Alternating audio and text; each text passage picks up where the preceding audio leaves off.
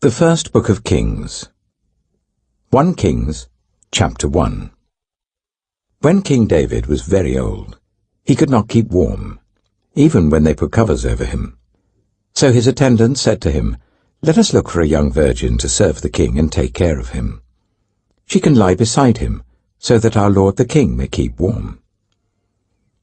Then they searched throughout Israel for a beautiful young woman, and found Abishag, a Shunammite, and brought her to the king. The woman was very beautiful. She took care of the king and waited on him, but the king had no sexual relations with her.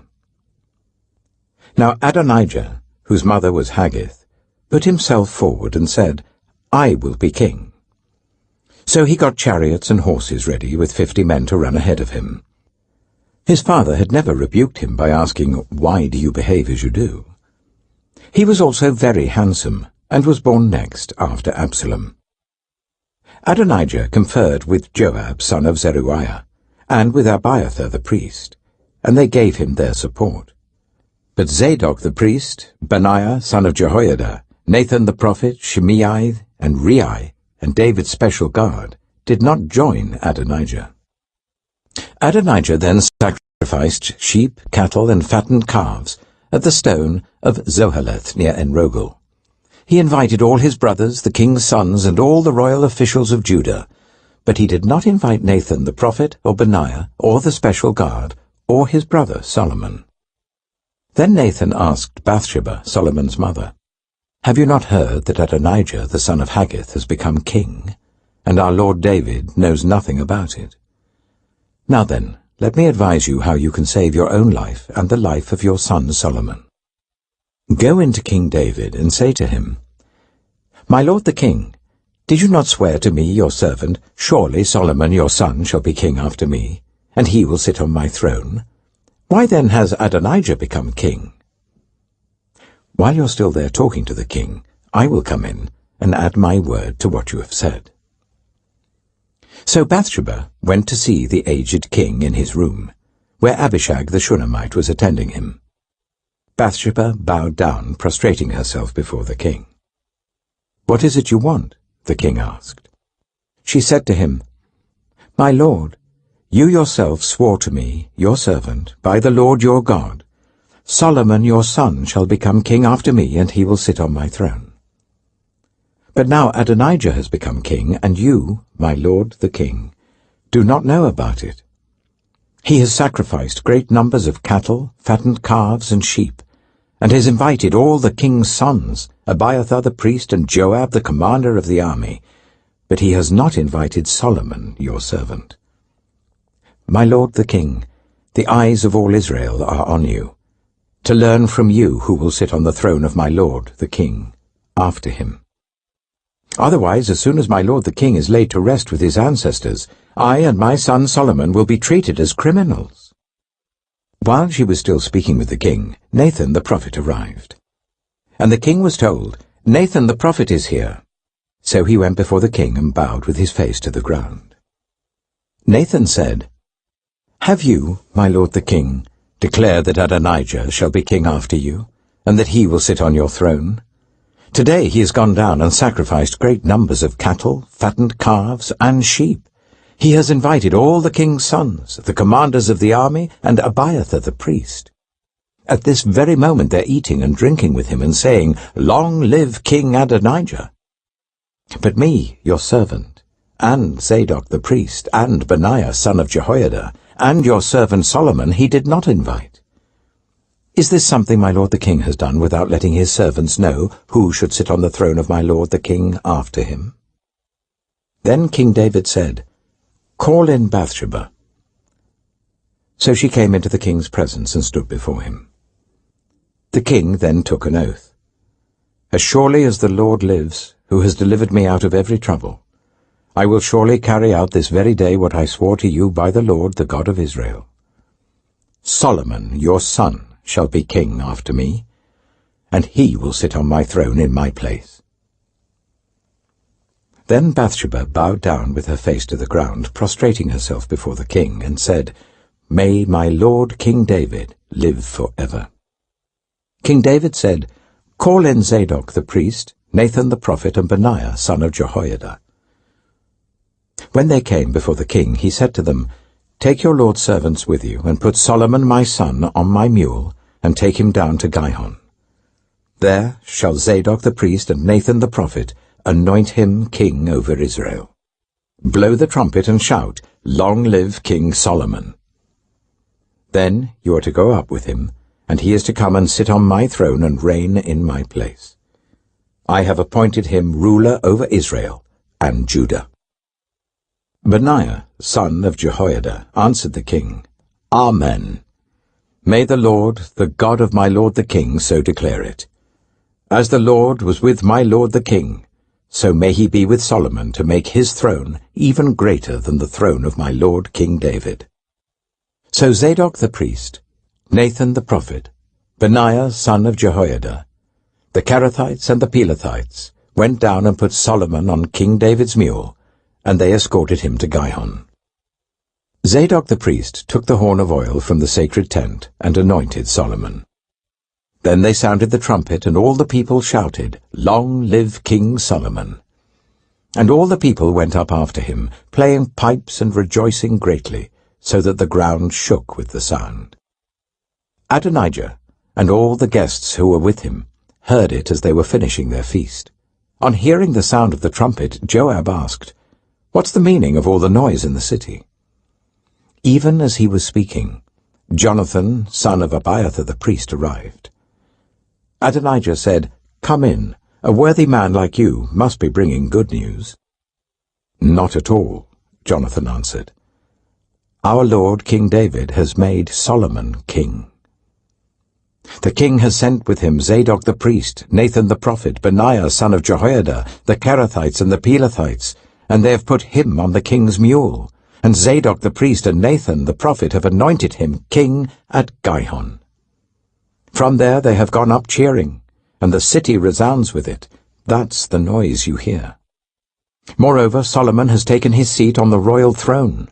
Also, the royal officials have come to congratulate our lord King David, saying, May your God make Solomon's name more famous than yours, and his throne greater than yours. And the king bowed in worship on his bed and said, Praise be to the Lord, the God of Israel, who has allowed my eyes to see a successor on my throne today. At this, all Adonijah's guests rose in alarm and dispersed. But Adonijah, in fear of Solomon, went and took hold of the horns of the altar. Then Solomon was told, Adonijah is afraid of King Solomon and is clinging to the horns of the altar. He says, Let King Solomon swear to me today that he will not put his servant to death with the sword. Solomon replied, If he shows himself to be worthy, not a hair of his head will fall to the ground. But if evil is found in him, he will die. Then King Solomon sent men, and they brought him down from the altar. And Adonijah came and bowed down to King Solomon, and Solomon said, Go to your home. 1 Kings chapter 2. When the time drew near for David to die, he gave a charge to Solomon his son. I am about to go the way of all the earth, he said.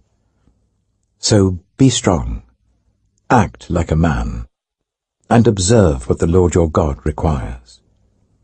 Walk in obedience to him, and keep his decrees and commands, his laws and regulations, as written in the law of Moses.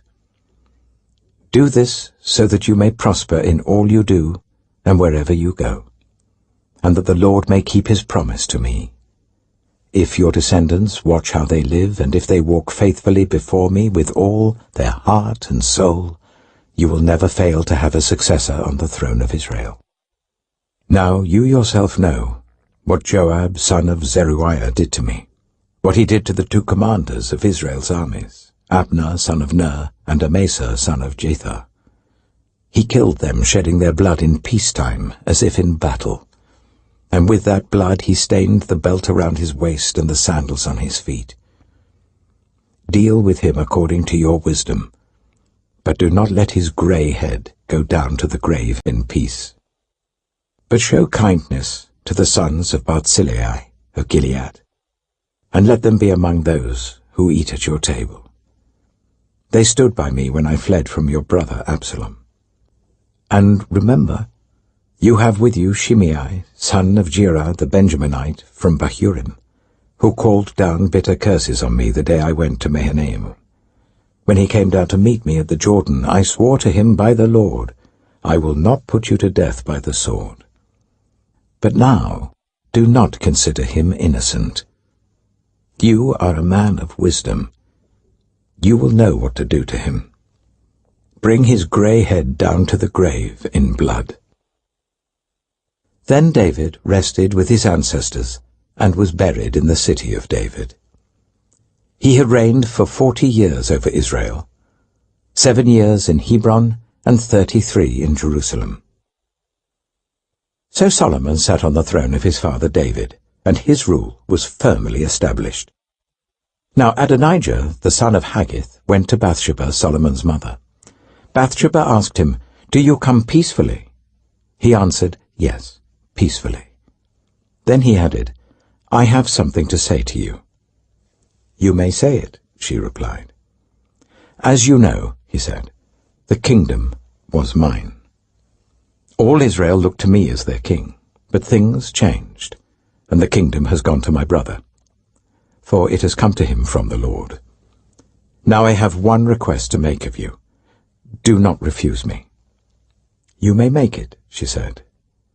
So he continued, "Please ask King Solomon, he will not refuse you, to give me Abishag the Shunammite as my wife." "Very well," Bathsheba replied, "I will speak to the king for you." When Bathsheba went to King Solomon to speak to him for Adonijah, the king stood up to meet her, bowed down to her, and sat down on his throne. He had a throne brought for the king's mother, and she sat down at his right hand. "I have one small request to make of you," she said. "Do not refuse me." The king replied, "Make it, my mother. I will not refuse you."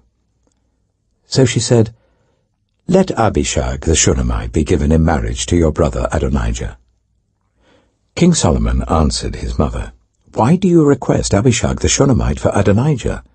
You might as well request the kingdom for him. After all, he is my older brother. Yes, for him and for Abiathar the priest, and Joab son of Zeruiah." Then King Solomon swore by the Lord, "May God deal with me, be it ever so severely, if Adonijah does not pay with his life for this request. And now, as surely as the Lord lives, he who has established me securely on the throne of my father David, and has founded a dynasty for me as he promised, Adonijah shall be put to death today." So King Solomon gave orders to Benaiah son of Jehoiada, and he struck down Adonijah, and he died. To Abiathar the priest, the king said, "Go back to your fields in Anathoth. You deserve to die, but I will not put you to death now, because you carried the ark of the sovereign Lord before my father David, and shared all my father's hardships." So Solomon removed Abiathar from the priesthood of the Lord, fulfilling the word the Lord had spoken at Shiloh about the house of Eli. When the news reached Joab, who had conspired with Adonijah, though not with Absalom, he fled to the tent of the Lord and took hold of the horns of the altar. King Solomon was told that Joab had fled to the tent of the Lord and was beside the altar. Then Solomon ordered Benaiah son of Jehoiada, "Go, strike him down." So Benaiah entered the tent of the Lord and said to Joab, "The king says, 'Come out.' But he answered, 'No, I will die here.' Benaiah reported to the king, "This is how Joab answered me." Then the king commanded Benaiah, "Do as he says. Strike him down and bury him, and so clear me and my whole family of the guilt of the innocent blood that Joab shed. The Lord will repay him for the blood he shed, because without my father David knowing it, he attacked 2 men and killed them with the sword. Both of them, Abner, son of Ner, commander of Israel's army, and Amasa, son of Jether, commander of Judah's army, were better men and more upright than he. May the guilt of their blood rest on the head of Joab and his descendants forever. But on David and his descendants, his house and his throne, may there be the Lord's peace forever. So Benaiah, son of Jehoiada, went up and struck down Joab and killed him, and he was buried at his home out in the country. The king put Benaiah, son of Jehoiada, over the army in Joab's position, and replaced Abiathar with Zadok the priest. Then the king sent for Shimei, and said to him, "Build yourself a house in Jerusalem and live there, but do not go anywhere else. The day you leave and cross the Kidron Valley, you can be sure you will die. Your blood will be on your own head." Shimei answered the king, "What you say is good. Your servant will do as my lord the king has said." And Shimei stayed in Jerusalem for a long time. But 3 years later, 2 of Shimei's slaves ran off to Achish, son of Maacah, king of Gath, and Shimei was told, "Your slaves are in Gath." At this he saddled his donkey and went to Achish at Gath in search of his slaves. So Shimei went away and brought the slaves back from Gath. When Solomon was told that Shimei had gone from Jerusalem to Gath and had returned, the king summoned Shimei and said to him, "Did I not make you swear by the Lord and warn you? On the day you leave to go anywhere else, you can be sure you will die. At that time you said to me, 'What you say is good, I will obey.' Why then did you not keep your oath to the Lord and obey the command I gave you?" The king also said to Shimei, "You know in your heart all the wrong you did to my father David. Now the Lord will repay you for your wrongdoing." For King Solomon will be blessed, and David's throne will remain secure before the Lord forever. Then the king gave the order to Benaiah son of Jehoiada, and he went out and struck Shimei down, and he died. The kingdom was now established in Solomon's hands. 1 Kings chapter 3. Solomon made an alliance with Pharaoh king of Egypt and married his daughter. He brought her to the city of David until he finished building his palace and the temple of the Lord, and the wall around Jerusalem. The people, however, were still sacrificing at the high places, because a temple had not yet been built for the name of the Lord. Solomon showed his love for the Lord by walking according to the instructions given him by his father David, except that he offered sacrifices and burned incense on the high places. The king went to Gibeon to offer sacrifices, for that was the most important high place, and Solomon offered 1,000 burnt offerings on that altar. At Gibeon, the Lord appeared to Solomon during the night in a dream, and God said, "Ask for whatever you want me to give you." Solomon answered, "You have shown great kindness to your servant, my father David, because he was faithful to you and righteous and upright in heart. You have continued this great kindness to him, and have given him a son to sit on his throne this very day. Now, Lord my God, you have made your servant king in place of my father David, but I am only a little child, and do not know how to carry out my duties. Your servant is here among the people you have chosen, a great people, too numerous to count or number.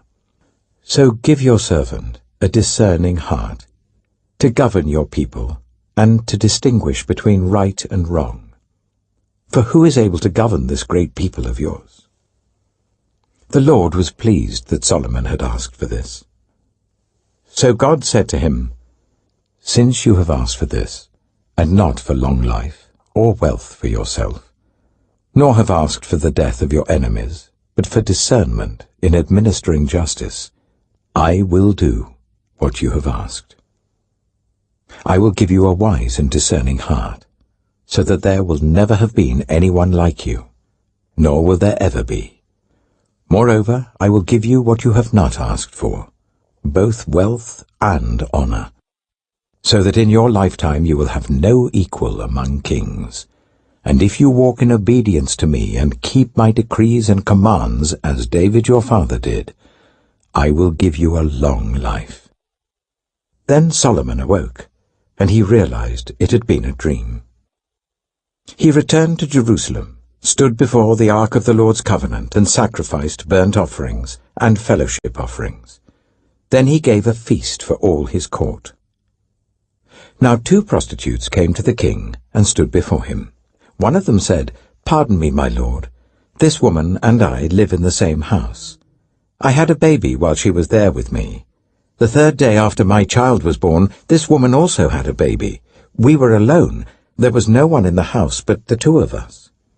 During the night, this woman's son died because she lay on him. So she got up in the middle of the night and took my son from my side while I, your servant, was asleep. She put him by her breast and put her dead son by my breast. The next morning I got up to nurse my son, and he was dead. But when I looked at him closely in the morning light, I saw that it wasn't the son I had borne." The other woman said, "No, the living one is my son, the dead one is yours." But the first one insisted, "No, the dead one is yours, the living one is mine." And so they argued before the king. The king said, "This one says, 'My son is alive and your son is dead,' while that one says, 'No, your son is dead and mine is alive.'" Then the king said, "Bring me a sword." So they brought a sword for the king. He then gave an order, "Cut the living child in 2, and give half to one and half to the other." The woman, whose son was alive, was deeply moved out of love for her son, and said to the king, "Please, my lord, give her the living baby. Don't kill him." But the other said, "Neither I nor you shall have him. Cut him in 2. Then the king gave his ruling. "Give the living baby to the first woman. Do not kill him. She is his mother." When all Israel heard the verdict the king had given, they held the king in awe, because they saw that he had wisdom from God to administer justice. 1 Kings chapter 4. So King Solomon ruled over all Israel, and these were his chief officials: Azariah, son of Zadok the priest; Elihoreph and Ahijah, sons of Shisha, secretaries; Jehoshaphat, son of Elihud, recorder; Benaiah, son of Jehoiada, commander-in-chief; Zadok and Abiathar, priests; Azariah, son of Nathan, in charge of the district governors; Zabud, son of Nathan, a priest and adviser to the king; Ahisha, palace administrator; Adoniram, son of Abda, in charge of forced labor. Solomon had 12 district governors over all Israel, who supplied provisions for the king and the royal household. Each one had to provide supplies for 1 month in the year. These are their names: Ben-Hur, in the hill country of Ephraim; Ben-Deka, in Makaz, Shaalbim, Bethshemesh, and Elon Bethhanan; Ben-Hesed, in Aruboth. Soko and all the land of Hepher was his; Ben-Abinadab, in Naphoth-Dor. He was married to Taphar, daughter of Solomon; Baana, son of Ahilud, in Taanach and Megiddo, and in all of Beth-Shan, next to Zarathan below Jezreel, from Beth-Shan to Abel-Maholah, across to Jokmeam; Ben-Jeba, in Ramoth-Gilead. The settlements of Jair, son of Manasseh in Gilead, were his, as well as the region of Argob in Bashan, and its 60 large walled cities with bronze gate bars; Ahinadab, son of Iddo, in Mahanaim; Ahimaaz, in Naphtali. He had married Basemath, daughter of Solomon; Baana, son of Hushai, in Asher and in Aloth; Jehoshaphat, son of Peruah, in Issachar; Shimei, son of Elah, in Benjamin; Jeba, son of Uri, in Gilead; the country of Sihon, king of the Amorites, and the country of Og, king of Bashan. He was the only governor over the district. The people of Judah and Israel were as numerous as the sand on the seashore. They ate, they drank, and they were happy.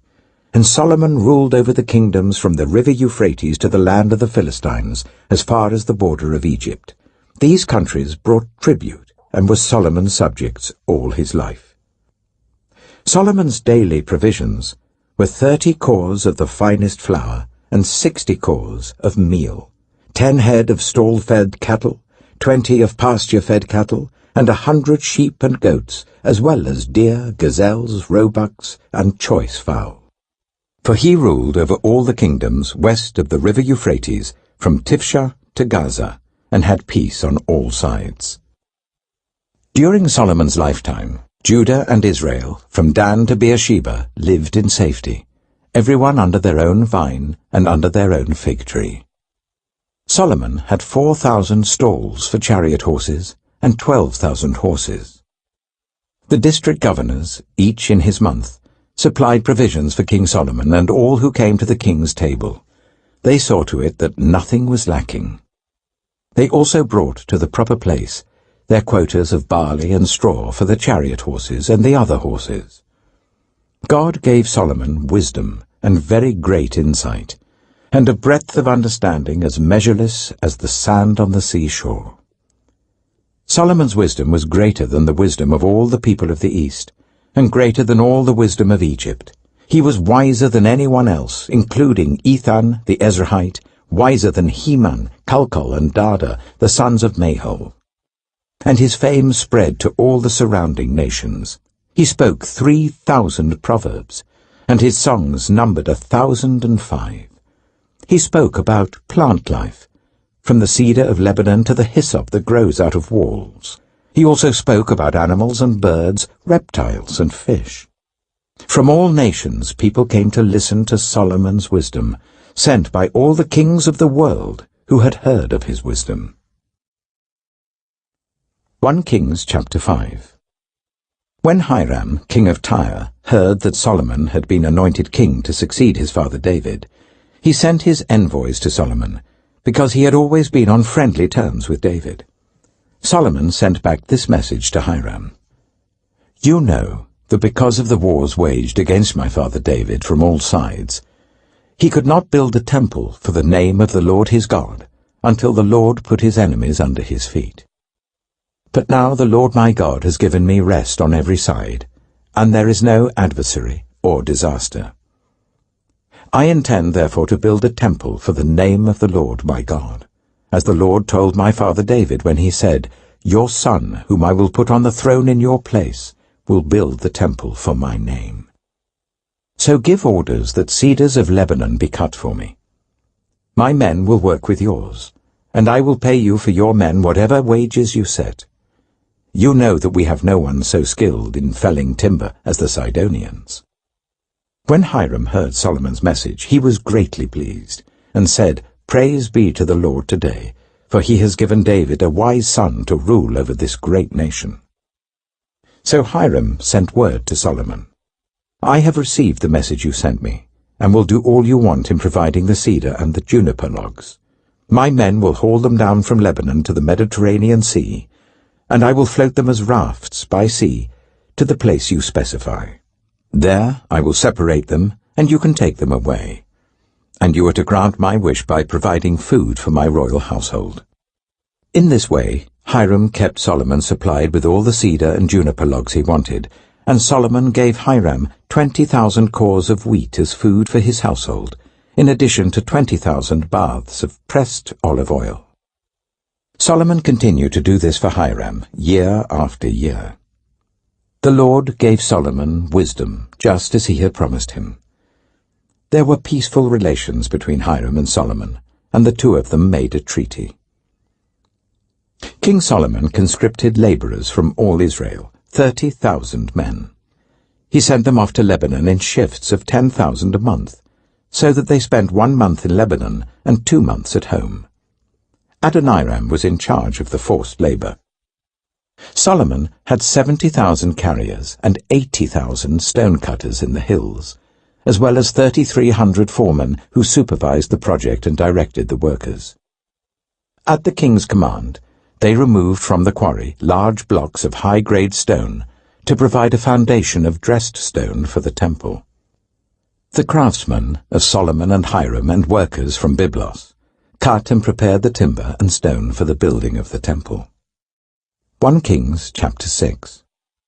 In the 480th year after the Israelites came out of Egypt, in the 4th year of Solomon's reign over Israel, in the month of Ziv, the 2nd month, he began to build the temple of the Lord. The temple that King Solomon built for the Lord was 60 cubits long, 20 wide, and 30 high. The portico at the front of the main hall of the temple extended the width of the temple, that is 20 cubits, and projected 10 cubits from the front of the temple. He made narrow windows high up in the temple walls. Against the walls of the main hall and inner sanctuary, he built a structure around the building in which there were side rooms. The lowest floor was 5 cubits wide, the middle floor 6 cubits, and the third floor 7. He made offset ledges around the outside of the temple so that nothing would be inserted into the temple walls. In building the temple, only blocks dressed at the quarry were used, and no hammer, chisel, or any other iron tool was heard at the temple site while it was being built. The entrance to the lowest floor was on the south side of the temple. A stairway led up to the middle level, and from there to the third. So he built the temple and completed it, roofing it with beams and cedar planks. And he built the side rooms all along the temple. The height of each was 5 cubits, and they were attached to the temple by beams of cedar. The word of the Lord came to Solomon. As for this temple you are building, if you follow my decrees, observe my laws, and keep all my commands and obey them, I will fulfill through you the promise I gave to David your father, and I will live among the Israelites and will not abandon my people Israel. So Solomon built the temple and completed it. He lined its interior walls with cedar boards, paneling them from the floor of the temple to the ceiling, and covered the floor of the temple with planks of juniper. He partitioned off 20 cubits at the rear of the temple with cedar boards from floor to ceiling to form within the temple an inner sanctuary, the most holy place. The main hall in front of this room was 40 cubits long. The inside of the temple was cedar, carved with gourds and open flowers. Everything was cedar. No stone was to be seen.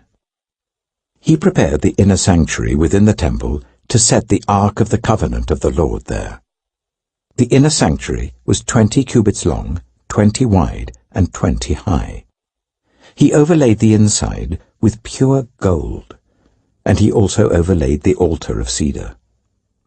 Solomon covered the inside of the temple with pure gold, and he extended gold chains across the front of the inner sanctuary, which was overlaid with gold.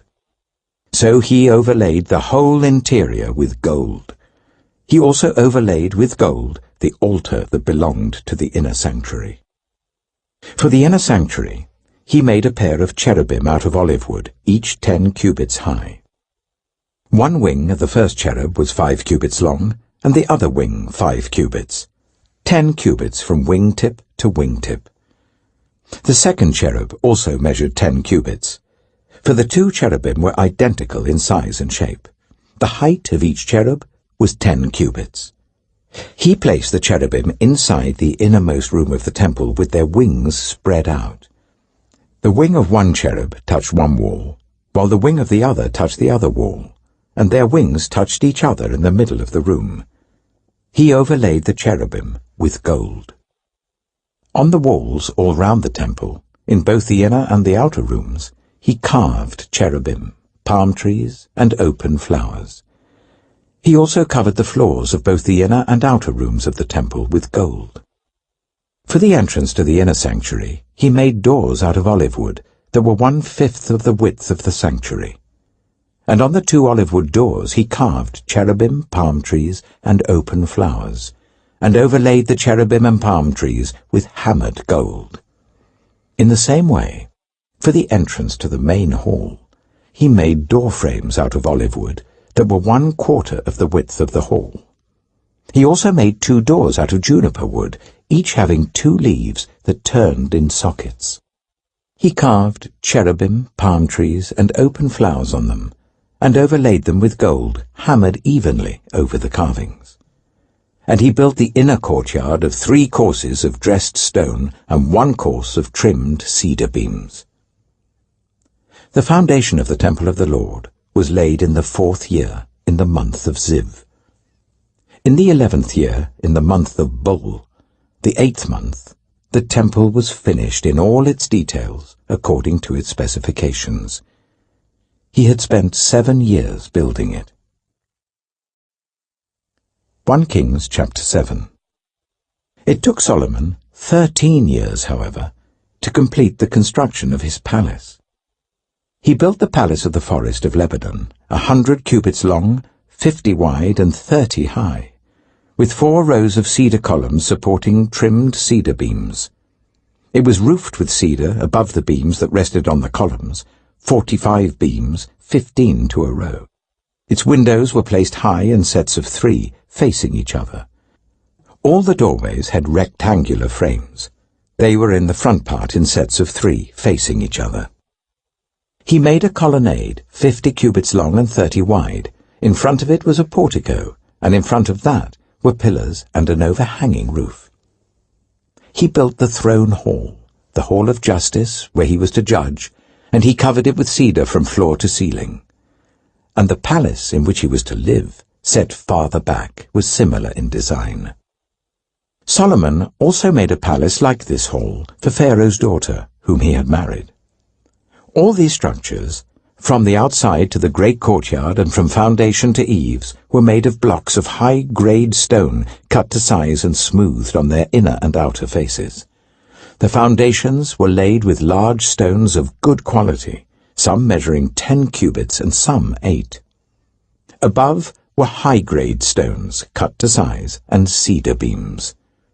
The great courtyard was surrounded by a wall of 3 courses of dressed stone and 1 course of trimmed cedar beams, as was the inner courtyard of the temple of the Lord with its portico. King Solomon sent to Tyre and brought Huram, whose mother was a widow from the tribe of Naphtali, and whose father was from Tyre and a skilled craftsman in bronze. Huram was filled with wisdom, with understanding, and with knowledge to do all kinds of bronze work. He came to King Solomon and did all the work assigned to him. He cast 2 bronze pillars, each 18 cubits high and 12 cubits in circumference. He also made 2 capitals of cast bronze to set on the tops of the pillars. Each capital was 5 cubits high. A network of interwoven chains adorned the capitals on top of the pillars, 7 for each capital. He made pomegranates in 2 rows encircling each network to decorate the capitals on top of the pillars. He did the same for each capital. The capitals on top of the pillars in the portico were in the shape of lilies, 4 cubits high. On the capitals of both pillars, above the bowl-shaped part next to the network, were the 200 pomegranates in rows all round. He erected the pillars at the portico of the temple. The pillar to the south he named Jachin, and the one to the north, Boaz. The capitals on top were in the shape of lilies, and so the work on the pillars was completed. He made the sea of cast metal, circular in shape, measuring 10 cubits from rim to rim and 5 cubits high. It took a line of 30 cubits to measure round it. Below the rim, gourds encircled it, 10 to a cubit. The gourds were cast in 2 rows, in one piece with the sea. The sea stood on 12 bulls, 3 facing north, 3 facing west, 3 facing south, and 3 facing east. The sea rested on top of them, and their hindquarters were towards the center. It was a handbreadth in thickness, and its rim was like the rim of a cup, like a lily blossom. It held 2,000 baths. He also made 10 movable stands of bronze. Each was 4 cubits long, 4 wide, and 3 high. This is how the stands were made. They had side panels attached to uprights. On the panels between the uprights were lions, bulls, and cherubim, and on the uprights as well. Above and below the lions and bulls were wreaths of hammered work. Each stand had 4 bronze wheels with bronze axles, and each had a basin resting on 4 supports cast with wreaths on each side. On the inside of the stand there was an opening that had a circular frame 1 cubit deep. This opening was round, and with its basework it measured 1.5 cubits. Around its opening there was engraving. The panels of the stands were square, not round. The 4 wheels were under the panels, and the axles of the wheels were attached to the stand. The diameter of each wheel was 1.5 cubits. The wheels were made like chariot wheels. The axles, rims, spokes, and hubs were all of cast metal. Each stand had 4 handles, one on each corner projecting from the stand. At the top of the stand there was a circular band 1/2 cubit deep. The supports and panels were attached to the top of the stand.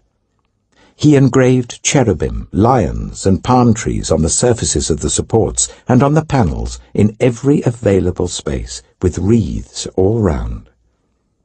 This is the way he made the 10 stands. They were all cast in the same molds and were identical in size and shape. He then made 10 bronze basins, each holding 40 baths and measuring 4 cubits across, 1 basin to go on each of the 10 stands. He placed 5 of the stands on the south side of the temple and 5 on the north. He placed the sea on the south side, at the southeast corner of the temple. He also made the pots and shovels and sprinkling bowls. So Huram finished all the work he had undertaken for King Solomon in the temple of the Lord.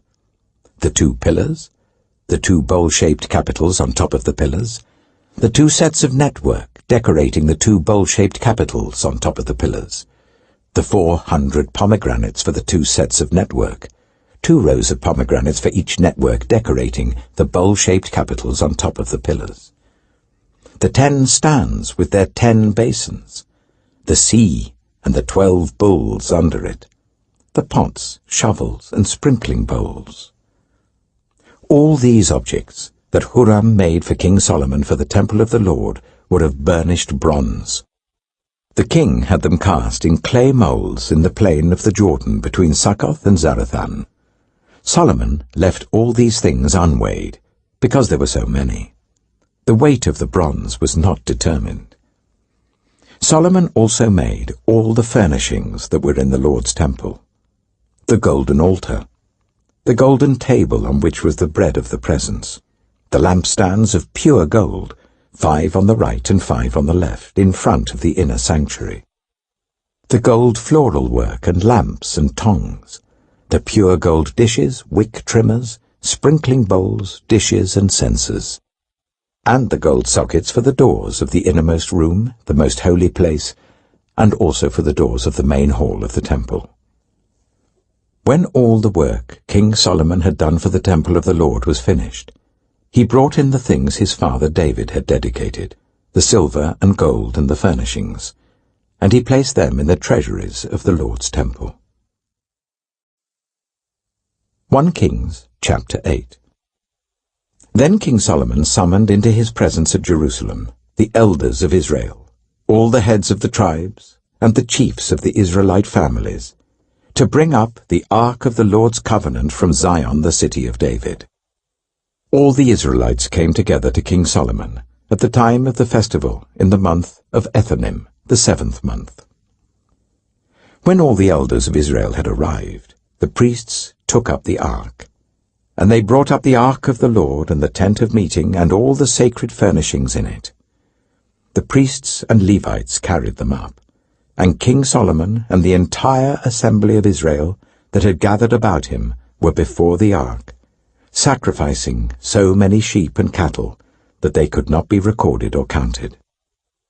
The priests then brought the ark of the Lord's covenant to its place in the inner sanctuary of the temple, the most holy place, and put it beneath the wings of the cherubim. The cherubim spread their wings over the place of the ark, and overshadowed the ark and its carrying poles. These poles were so long that their ends could be seen from the holy place in front of the inner sanctuary, but not from outside the holy place, and they are still there today. There was nothing in the ark except the 2 stone tablets that Moses had placed in it at Horeb, where the Lord made a covenant with the Israelites after they came out of Egypt. When the priests withdrew from the holy place, the cloud filled the temple of the Lord, and the priests could not perform their service because of the cloud, for the glory of the Lord filled his temple. Then Solomon said, "The Lord has said that he would dwell in a dark cloud. I have indeed built a magnificent temple for you, a place for you to dwell forever." While the whole assembly of Israel was standing there, the king turned round and blessed them. Then he said, "Praise be to the Lord, the God of Israel, who with his own hand has fulfilled what he promised with his own mouth to my father David. For he said, 'Since the day I brought my people Israel out of Egypt, I have not chosen a city in any tribe of Israel to have a temple built, so that my name might be there. But I have chosen David to rule my people Israel.' My father David had it in his heart to build a temple for the name of the Lord, the God of Israel. But the Lord said to my father David, 'You did well to have it in your heart to build a temple for my name. Nevertheless, you are not the one to build the temple, but your son, your own flesh and blood. He is the one who will build the temple for my name.' The Lord has kept the promise he made. I have succeeded David my father, and now I sit on the throne of Israel, just as the Lord promised, and I have built the temple for the name of the Lord, the God of Israel. I have provided a place there for the ark, in which is the covenant of the Lord that he made with our ancestors when he brought them out of Egypt." Then Solomon stood before the altar of the Lord in front of the whole assembly of Israel, spread out his hands towards heaven, and said, "Lord, the God of Israel, there is no God like you in heaven above or on earth below. You who keep your covenant of love with your servants, who continue wholeheartedly in your way. You have kept your promise to your servant David my father. With your mouth you have promised, and with your hand you have fulfilled it, as it is today. Now, Lord, the God of Israel, keep for your servant David my father the promises you made to him when you said, 'You shall never fail to have a successor to sit before me on the throne of Israel, if only your descendants are careful in all they do to walk before me faithfully as you have done.' And now, God of Israel, let your word that you promised your servant David my father come true." But will God really dwell on earth? The heavens, even the highest heaven, cannot contain you. How much less this temple I have built? Yet give attention to your servant's prayer and his plea for mercy, Lord my God. Hear the cry and the prayer that your servant is praying in your presence this day. May your eyes be open towards this temple night and day, this place of which you said, 'My name shall be there,' so that you will hear the prayer your servant prays towards this place. Hear the supplication of your servant and of your people Israel when they pray towards this place. Hear from heaven your dwelling place, and when you hear, forgive. When anyone wrongs their neighbor, and is required to take an oath, and they come and swear the oath before your altar in this temple, then hear from heaven, and act. Judge between your servants, condemning the guilty by bringing down on their heads what they have done, and vindicating the innocent by treating them in accordance with their innocence. When your people Israel have been defeated by an enemy because they have sinned against you, and when they turn back to you and give praise to your name, praying and making supplication to you in this temple, then hear from heaven, and forgive the sin of your people Israel, and bring them back to the land you gave to their ancestors. When the heavens are shut up, and there is no rain because your people have sinned against you, and when they pray towards this place and give praise to your name and turn from their sin because you have afflicted them, then hear from heaven and forgive the sin of your servants, your people Israel. Teach them the right way to live, and send rain on the land you gave your people for an inheritance. When famine or plague comes to the land, or blight or mildew, locusts or grasshoppers, or when an enemy besieges them in any of their cities, whatever disaster or disease may come, And when a prayer or plea is made by anyone among your people Israel, being aware of the afflictions of their own hearts, and spreading out their hands towards this temple, then hear from heaven, your dwelling place. Forgive and act. Deal with everyone according to all they do, since you know their hearts, for you alone know every human heart, so that they will fear you all the time they live in the land you gave our ancestors. As for the foreigner, who does not belong to your people Israel, but has come from a distant land because of your name, for they will hear of your great name and your mighty hand and your outstretched arm. When they come and pray towards this temple, then hear from heaven, your dwelling place. Do whatever the foreigner asks of you, so that all the peoples of the earth may know your name and fear you, as do your own people Israel, and may know that this house I have built bears your name.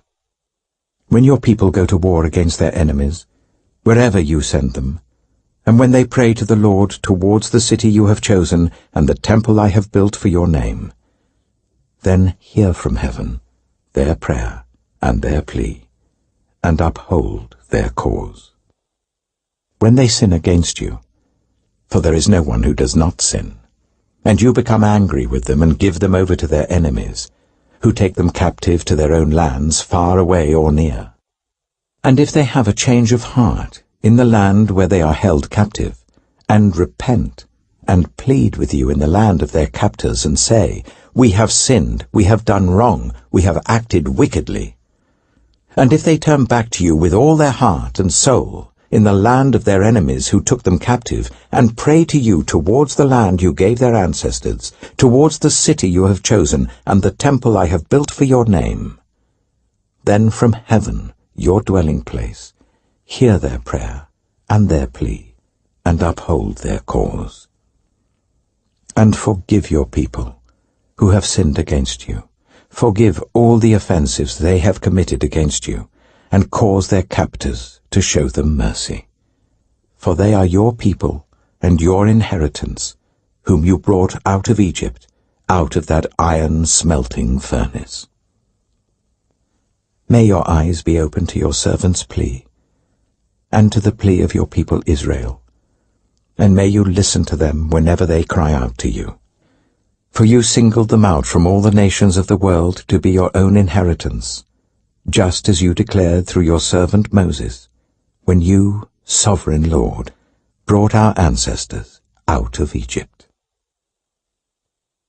When Solomon had finished all these prayers and supplications to the Lord, he rose from before the altar of the Lord, where he had been kneeling, with his hands spread out towards heaven. He stood and blessed the whole assembly of Israel in a loud voice, saying, Praise be to the Lord, who has given rest to his people Israel just as he promised. Not one word has failed of all the good promises he gave through his servant Moses. May the Lord our God be with us as he was with our ancestors. May he never leave us nor forsake us. May he turn our hearts to him, to walk in obedience to him and keep the commands, decrees, and laws he gave our ancestors. And may these words of mine, which I have prayed before the Lord, be near to the Lord our God day and night, that he may uphold the cause of his servant and the cause of his people Israel, according to each day's need, so that all the peoples of the earth may know that the Lord is God and that there is no other. And may your hearts be fully committed to the Lord our God, to live by his decrees and obey his commands, as at this time. Then the king and all Israel with him offered sacrifices before the Lord. Solomon offered a sacrifice of fellowship offerings to the Lord, 22,000 cattle and 120,000 sheep and goats.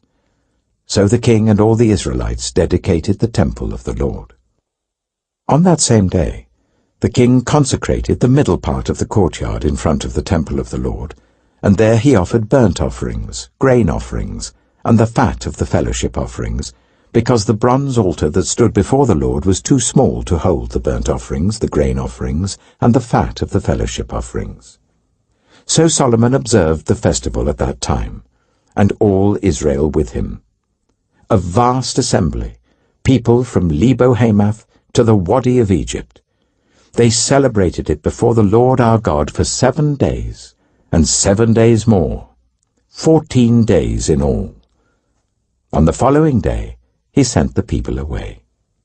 They blessed the king and then went home, joyful and glad in heart, for all the good things the Lord had done for his servant David and his people Israel. 1 Kings chapter 9. When Solomon had finished building the temple of the Lord and the royal palace, and had achieved all he had desired to do, the Lord appeared to him a second time, as he had appeared to him at Gibeon. The Lord said to him, I have heard the prayer and plea you have made before me. I have consecrated this temple which you have built, by putting my name there forever. My eyes and my heart will always be there.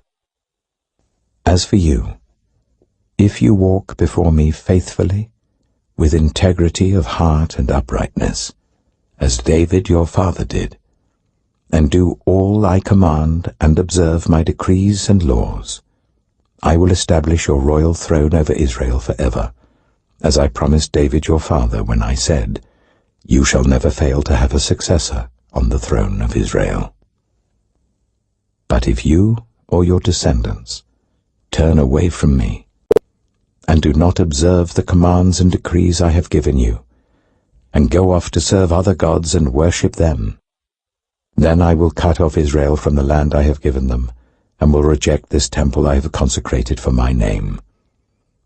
Israel will then become a byword, and an object of ridicule among all peoples.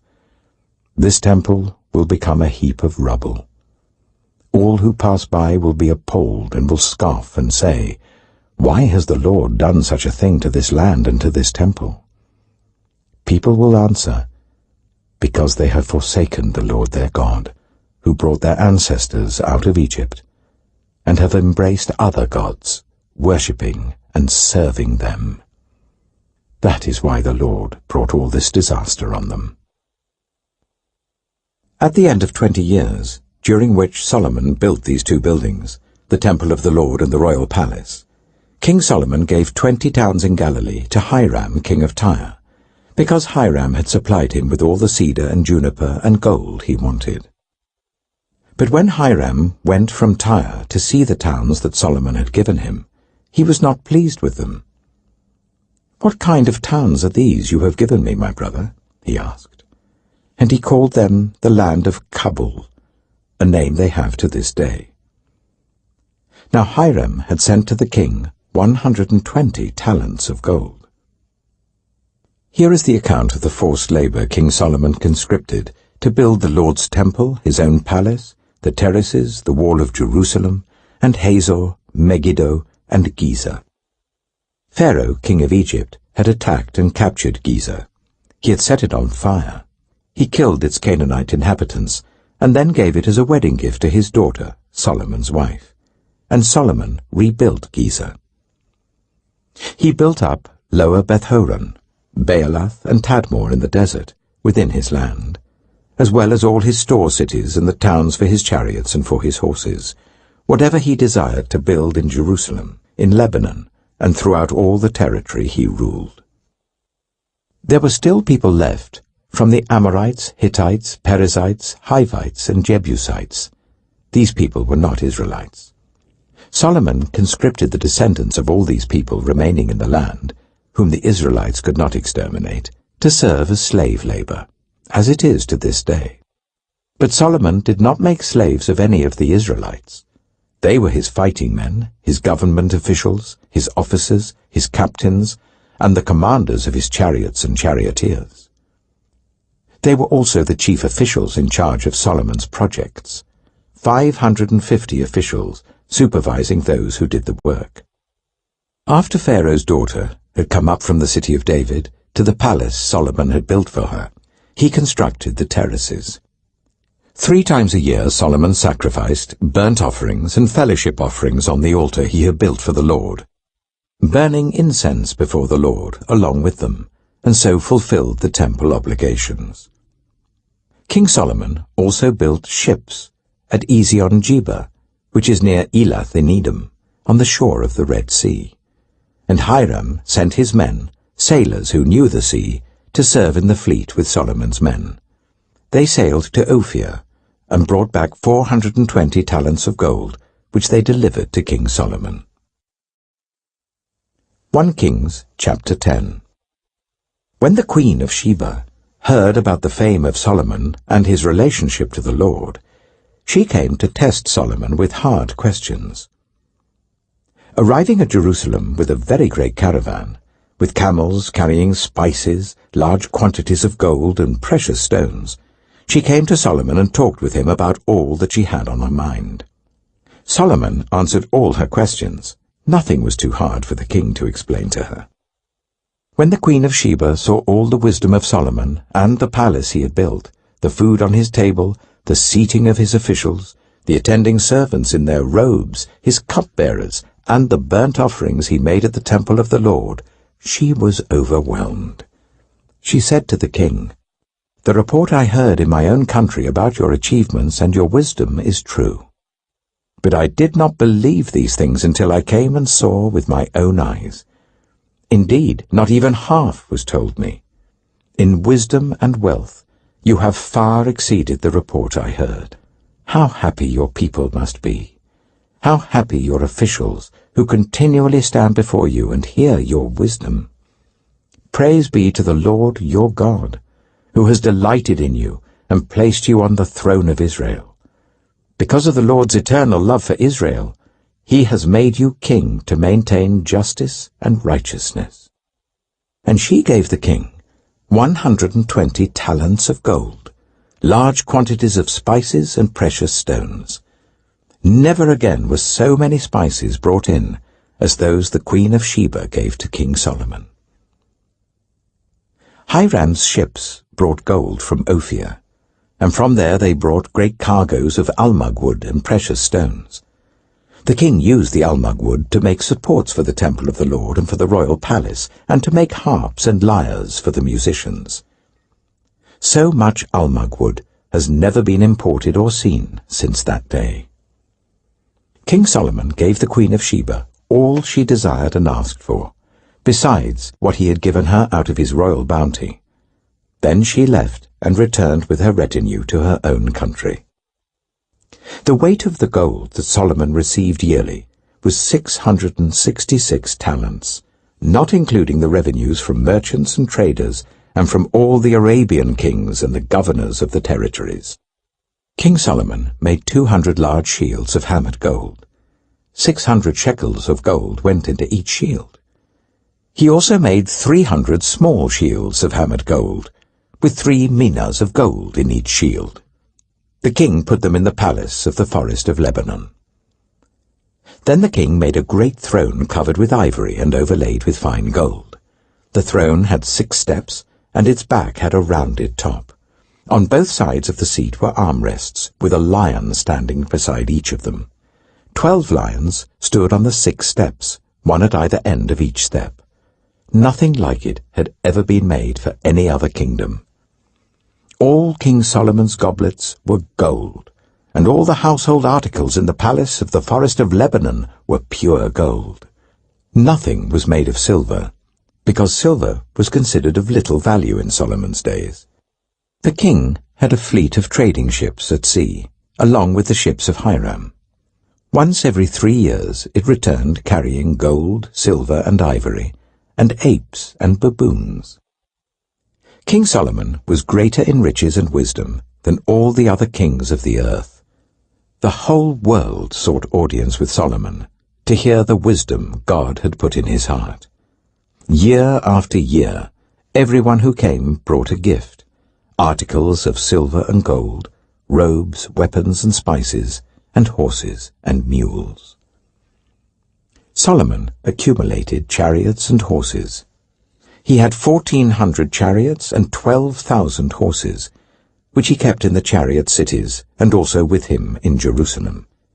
The king made silver as common in Jerusalem as stones, and cedar as plentiful as sycamore fig trees in the foothills. Solomon's horses were imported from Egypt and from Suchet. Royal merchants purchased them from Suchet at the current price.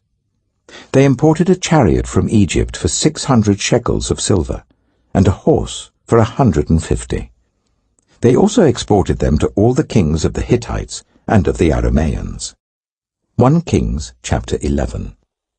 King Solomon, however, loved many foreign women, besides Pharaoh's daughter: Moabites, Ammonites, Edomites, Sidonians, and Hittites.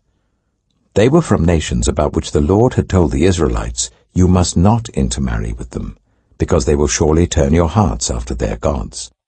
Nevertheless, Solomon held fast to them in love.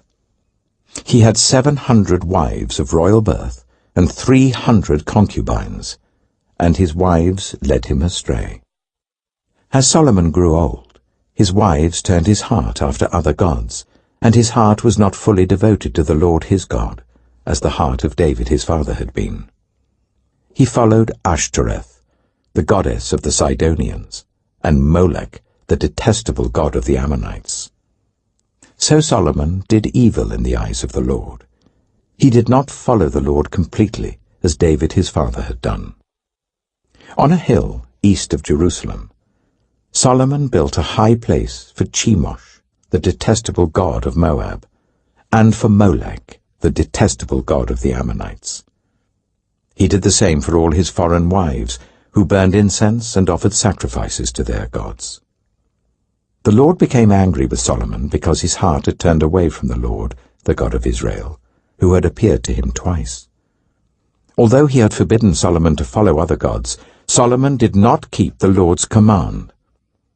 So the Lord said to Solomon, "Since this is your attitude, and you have not kept my covenant and my decrees, which I commanded you, I will most certainly tear the kingdom away from you and give it to one of your subordinates. Nevertheless, for the sake of David your father, I will not do it during your lifetime. I will tear it out of the hand of your son. Yet I will not tear the whole kingdom from him, but will give him one tribe for the sake of David my servant, and for the sake of Jerusalem, which I have chosen." Then the Lord raised up against Solomon an adversary, Hadad the Edomite, from the royal line of Edom. Earlier, when David was fighting with Edom, Joab, the commander of the army, who had gone up to bury the dead, had struck down all the men in Edom. Joab and all the Israelites stayed there for 6 months, until they had destroyed all the men in Edom. But Hadad, still only a boy, fled to Egypt with some Edomite officials who had served his father. They set out from Midian and went to Paran. Then, taking people from Paran with them, they went to Egypt, to Pharaoh, king of Egypt, who gave Hadad a house and land and provided him with food. Pharaoh was so pleased with Hadad that he gave him a sister of his own wife, Queen Tahpenes, in marriage. The sister of Tahpenes bore him a son named Genubath, whom Tahpenes brought up in the royal palace. There Genubath lived with Pharaoh's own children. While he was in Egypt, Hadad heard that David rested with his ancestors, and that Joab, the commander of the army, was also dead. Then Hadad said to Pharaoh, "Let me go, so that I may return to my own country." "What have you lacked here, that you want to go back to your own country?" Pharaoh asked. "Nothing," Hadad replied, "but do let me go." And God raised up against Solomon another adversary, Rezon, son of Eliada, who had fled from his master, Hadadezer, king of Zobah. When David destroyed Zobah's army, Rezon gathered a band of men around him and became their leader. They went to Damascus, where they settled and took control. Rezon was Israel's adversary as long as Solomon lived, adding to the trouble caused by Hadad. So Rezon ruled in Aram and was hostile towards Israel. Also, Jeroboam, son of Nebat, rebelled against the king. He was one of Solomon's officials, an Ephraimite from Zeredah, and his mother was a widow named Zeruah. Here is the account of how he rebelled against the king. Solomon had built the terraces, and had filled in the gap in the wall of the city of David his father. Now Jeroboam was a man of standing, and when Solomon saw how well the young man did his work, he put him in charge of the whole labor force of the tribes of Joseph. About that time, Jeroboam was going out of Jerusalem, and Ahijah, the prophet of Shiloh, met him on the way, wearing a new cloak. The two of them were alone out in the country, and Ahijah took hold of the new cloak he was wearing and tore it into 12 pieces.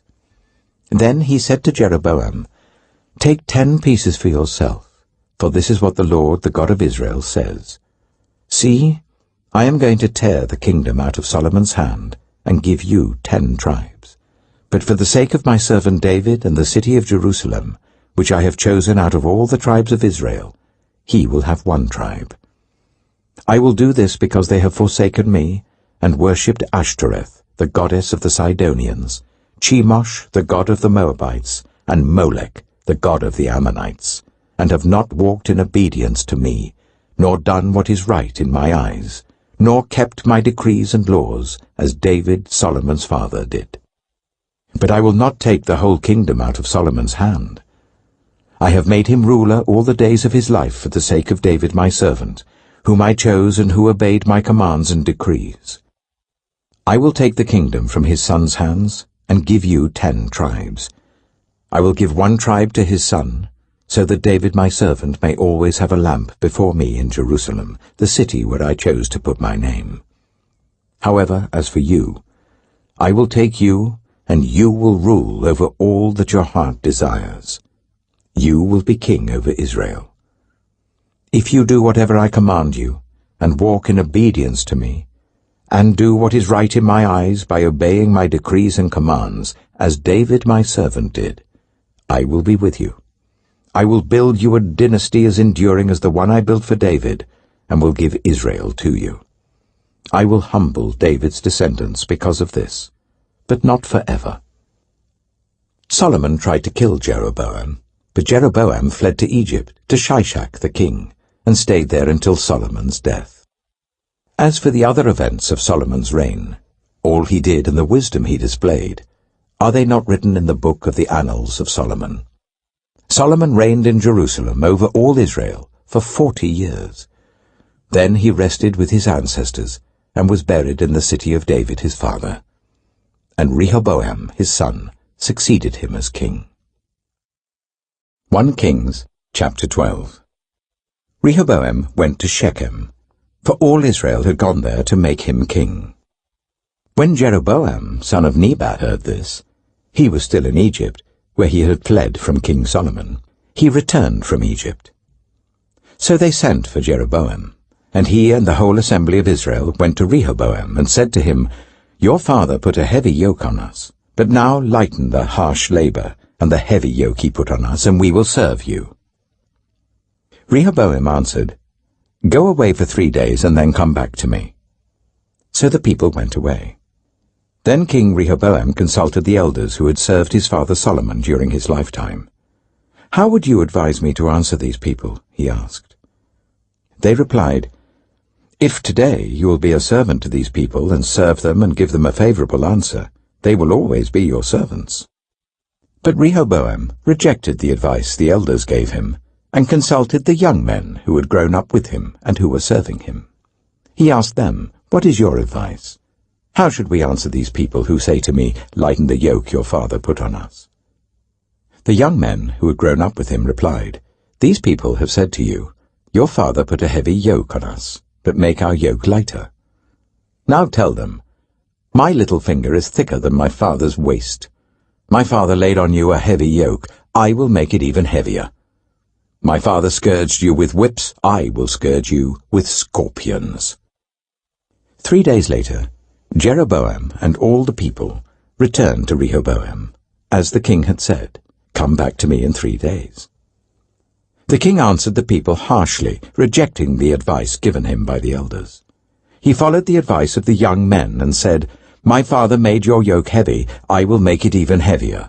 My father scourged you with whips, I will scourge you with scorpions." So the king did not listen to the people, for this turn of events was from the Lord, to fulfill the word the Lord had spoken to Jeroboam son of Nebat through Ahijah the Shilonite. When all Israel saw that the king refused to listen to them, they answered the king, "What share do we have in David? What part in Jesse's son? To your tents, Israel! Look after your own house, David." So the Israelites went home. But as for the Israelites who were living in the towns of Judah, Rehoboam still ruled over them. King Rehoboam sent out Adoniram, who was in charge of forced labor, but all Israel stoned him to death. King Rehoboam, however, managed to get into his chariot and escape to Jerusalem. So Israel has been in rebellion against the house of David to this day. When all the Israelites heard that Jeroboam had returned, they sent and called him to the assembly and made him king over all Israel. Only the tribe of Judah remained loyal to the house of David. When Rehoboam arrived in Jerusalem, he mustered all Judah and the tribe of Benjamin, 180,000 able young men, to go to war against Israel and to regain the kingdom for Rehoboam son of Solomon. But this word of God came to Shemaiah the man of God. "Say to Rehoboam son of Solomon king of Judah, to all Judah and Benjamin, and to the rest of the people, this is what the Lord says. Do not go up to fight against your brothers, the Israelites. Go home, every one of you, for this is my doing." So they obeyed the word of the Lord and went home again, as the Lord had ordered. Then Jeroboam fortified Shechem in the hill country of Ephraim and lived there. From there he went out and built up Peniel. Jeroboam thought to himself, "The kingdom is now likely to revert to the house of David. If these people go up to offer sacrifices at the temple of the Lord in Jerusalem, they will again give their allegiance to their lord, Rehoboam king of Judah. They will kill me and return to King Rehoboam." After seeking advice, the king made 2 golden calves. He said to the people, "It is too much for you to go up to Jerusalem. Here are your gods, Israel, who brought you up out of Egypt." One he set up in Bethel, and the other in Dan. And this thing became a sin. The people came to worship the one at Bethel, and went as far as Dan to worship the other. Jeroboam built shrines on high places, and appointed priests from all sorts of people, even though they were not Levites. He instituted a festival on the 15th day of the 8th month, like the festival held in Judah, and offered sacrifices on the altar. This he did in Bethel, sacrificing to the calves he had made. And at Bethel he also installed priests at the high places he had made. On the 15th day of the 8th month, a month of his own choosing, he offered sacrifices on the altar he had built at Bethel. So he instituted the festival for the Israelites and went up to the altar to make offerings. 1 Kings chapter 13. By the word of the Lord, a man of God came from Judah to Bethel, as Jeroboam was standing by the altar to make an offering. By the word of the Lord he cried out against the altar, "Altar, altar, this is what the Lord says. A son named Josiah will be born to the house of David. On you he will sacrifice the priests of the high places who make offerings here, and human bones will be burned on you." That same day, the man of God gave a sign. "This is the sign the Lord has declared. The altar will be split apart, and the ashes on it will be poured out." When King Jeroboam heard what the man of God cried out against the altar at Bethel, he stretched out his hand from the altar and said, "Seize him!" But the hand he stretched out towards the man shriveled up, so that he could not pull it back. Also the altar was split apart, and its ashes poured out according to the sign given by the man of God by the word of the Lord. Then the king said to the man of God, "Intercede with the Lord your God, and pray for me that my hand may be restored." So the man of God interceded with the Lord, and the king's hand was restored and became as it was before. The king said to the man of God, "Come home with me for a meal, and I will give you a gift." But the man of God answered the king, Even if you were to give me half your possessions, I would not go with you, nor would I eat bread or drink water here. For I was commanded by the word of the Lord, you must not eat bread or drink water or return by the way you came.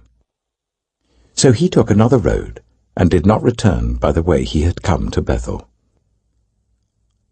Now there was a certain old prophet living in Bethel, whose sons came and told him all that the man of God had done there that day. They also told their father what he had said to the king. Their father asked them, which way did he go? And his sons showed him which road the man of God from Judah had taken. So he said to his sons, saddle the donkey for me. And when they had saddled the donkey for him, he mounted it, and rode after the man of God. He found him sitting under an oak tree, and asked, Are you the man of God who came from Judah? I am, he replied. So the prophet said to him, Come home with me and eat. The man of God said, I cannot turn back and go with you, nor can I eat bread or drink water with you in this place. I have been told by the word of the Lord, you must not eat bread or drink water there, or return by the way you came. The old prophet answered, I too am a prophet as you are. And an angel said to me by the word of the Lord, Bring him back with you to your house, so that he may eat bread and drink water. But he was lying to him. So the man of God returned with him, and ate and drank in his house. While they were sitting at the table, the word of the Lord came to the old prophet who had brought him back. He cried out to the man of God who had come from Judah, This is what the Lord says. You have defied the word of the Lord, and have not kept the command the Lord your God gave you. You came back and ate bread and drank water in the place where he told you not to eat or drink. Therefore your body will not be buried in the tomb of your ancestors. When the man of God had finished eating and drinking, the prophet who had brought him back saddled his donkey for him. As he went on his way, a lion met him on the road and killed him, and his body was left lying on the road with both the donkey and the lion standing beside it. Some people who passed by saw the body lying there, with the lion standing beside the body, and they went and reported it in the city where the old prophet lived. When the prophet who had brought him back from his journey heard of it, he said, It is the man of God who defied the word of the Lord. The Lord has given him over to the lion, which has mauled him and killed him, as the word of the Lord had warned him. The prophet said to his sons, Saddle the donkey for me. And they did so. Then he went out and found the body lying on the road, with the donkey and the lion standing beside it. The lion had neither eaten the body nor mauled the donkey. So the prophet picked up the body of the man of God, laid it on the donkey, and brought it back to his own city to mourn for him and bury him. Then he laid the body in his own tomb, and they mourned over him and said, Alas, my brother.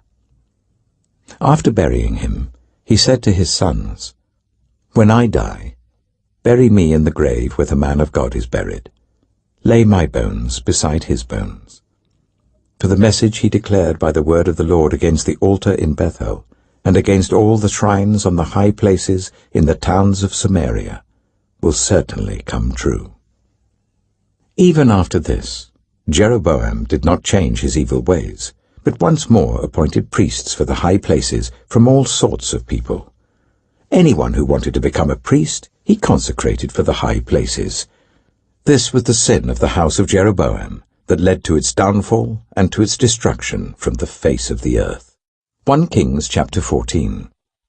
At that time, Abijah, son of Jeroboam, became ill. And Jeroboam said to his wife, Go, disguise yourself, so that you won't be recognized as the wife of Jeroboam. Then go to Shiloh. Ahijah the prophet is there, the one who told me I would be king over this people. Take 10 loaves of bread with you, some cakes and a jar of honey, and go to him. He will tell you what will happen to the boy. So Jeroboam's wife did what he said and went to Ahijah's house in Shiloh. Now Ahijah could not see. His sight was gone because of his age. But the Lord had told Ahijah, Jeroboam's wife is coming to ask you about her son, for he is ill, and you are to give her such and such an answer. When she arrives, she will pretend to be someone else. So when Ahijah heard the sound of her footsteps at the door, he said, "Come in, wife of Jeroboam. Why this pretense? I have been sent to you with bad news. Go, tell Jeroboam, this is what the Lord, the God of Israel, says. I raised you up from among the people and appointed you ruler over my people Israel. I tore the kingdom away from the house of David and gave it to you. But you have not been like my servant David, who kept my commands and followed me with all his heart, doing only what was right in my eyes. You have done more evil than all who lived before you. You have made for yourself other gods, idols made of metal. You have aroused my anger and turned your back on me. Because of this, I am going to bring disaster on the house of Jeroboam. I will cut off from Jeroboam every last male in Israel, slave or free. I will burn up the house of Jeroboam as one burns dung, until it is all gone. Dogs will eat those belonging to Jeroboam who die in the city, and the birds will feed on those who die in the country. The Lord has spoken. As for you, go back home. When you set foot in your city, the boy will die. All Israel will mourn for him and bury him. He is the only one belonging to Jeroboam who will be buried, because he is the only one in the house of Jeroboam in whom the Lord, the God of Israel, has found anything good. The Lord will raise up for himself a king over Israel who will cut off the family of Jeroboam. Even now this is beginning to happen, and the Lord will strike Israel so that it will be like a reed swaying in the water. He will uproot Israel from this good land that he gave to their ancestors and scatter them beyond the river Euphrates, because they aroused the Lord's anger by making Asherah poles. And he will give Israel up because of the sins Jeroboam has committed and has caused Israel to commit. Then Jeroboam's wife got up and left and went to Tirzah. As soon as she stepped over the threshold of the house, the boy died. They buried him, and all Israel mourned for him, as the Lord had said through his servant the prophet Ahijah. The other events of Jeroboam's reign, his wars and how he ruled, are written in the book of the annals of the kings of Israel. He reigned for 22 years, and then rested with his ancestors. And Nadab, his son, succeeded him as king. Rehoboam, son of Solomon, was king in Judah. He was 41 years old when he became king, and he reigned for 17 years in Jerusalem, the city the Lord had chosen out of all the tribes of Israel in which to put his name. His mother's name was Naamah. She was an Ammonite. Judah did evil in the eyes of the Lord. By the sins they committed, they stirred up his jealous anger more than those who were before them had done. They also set up for themselves high places, sacred stones, and Asherah poles on every high hill and under every spreading tree. There were even male shrine prostitutes in the land. The people engaged in all the detestable practices of the nations the Lord had driven out before the Israelites. In the 5th year of King Rehoboam, Shishak, king of Egypt, attacked Jerusalem. He carried off the treasures of the temple of the Lord and the treasures of the royal palace. He took everything, including all the gold shields Solomon had made. So King Rehoboam made bronze shields to replace them, and assigned these to the commanders of the guard on duty at the entrance to the royal palace. Whenever the king went to the Lord's temple, the guards bore the shields, and afterwards they returned them to the guard room. As for the other events of Rehoboam's reign, and all he did, are they not written in the book of the annals of the kings of Judah? There was continual warfare between Rehoboam and Jeroboam, and Rehoboam rested with his ancestors, and was buried with them in the city of David. His mother's name was Naamah. She was an Ammonite, and Abijah his son succeeded him as king. 1 Kings chapter 15. In the 18th reign of the year of Jeroboam son of Nebat, Abijah became king of Judah, and he reigned in Jerusalem for 3 years. His mother's name was Maacah, daughter of Abishalom. He committed all the sins his father had done before him, His heart was not fully devoted to the Lord his God, as the heart of David his forefather had been. Nevertheless, for David's sake, the Lord his God gave him a lamp in Jerusalem, by raising up a son to succeed him, and by making Jerusalem strong. For David had done what was right in the eyes of the Lord, and had not failed to keep any of the Lord's commands all the days of his life, except in the case of Uriah the Hittite. There was war between Abijah and Jeroboam throughout Abijah's lifetime. As for the other events of Abijah's reign and all he did, are they not written in the book of the annals of the kings of Judah? There was war between Abijah and Jeroboam. And Abijah rested with his ancestors and was buried in the city of David. And Asa his son succeeded him as king. In the 20th year of Jeroboam king of Israel, Asa became king of Judah, and he reigned in Jerusalem for 41 years. His grandmother's name was Maacah, daughter of Abishalom. Asa did what was right in the eyes of the Lord, as his father David had done. He expelled the male shrine prostitutes from the land, and got rid of all the idols his ancestors had made. He even deposed his grandmother Maacah from her position as queen mother, because she had made a repulsive image for the worship of Asherah. Asa cut it down and burned it in the Kidron Valley. Although he did not remove the high places, Asa's heart was fully committed to the Lord all his life. He brought into the temple of the Lord the silver and gold and the articles that he and his father had dedicated. There was war between Asa and Baasha, king of Israel, throughout their reigns.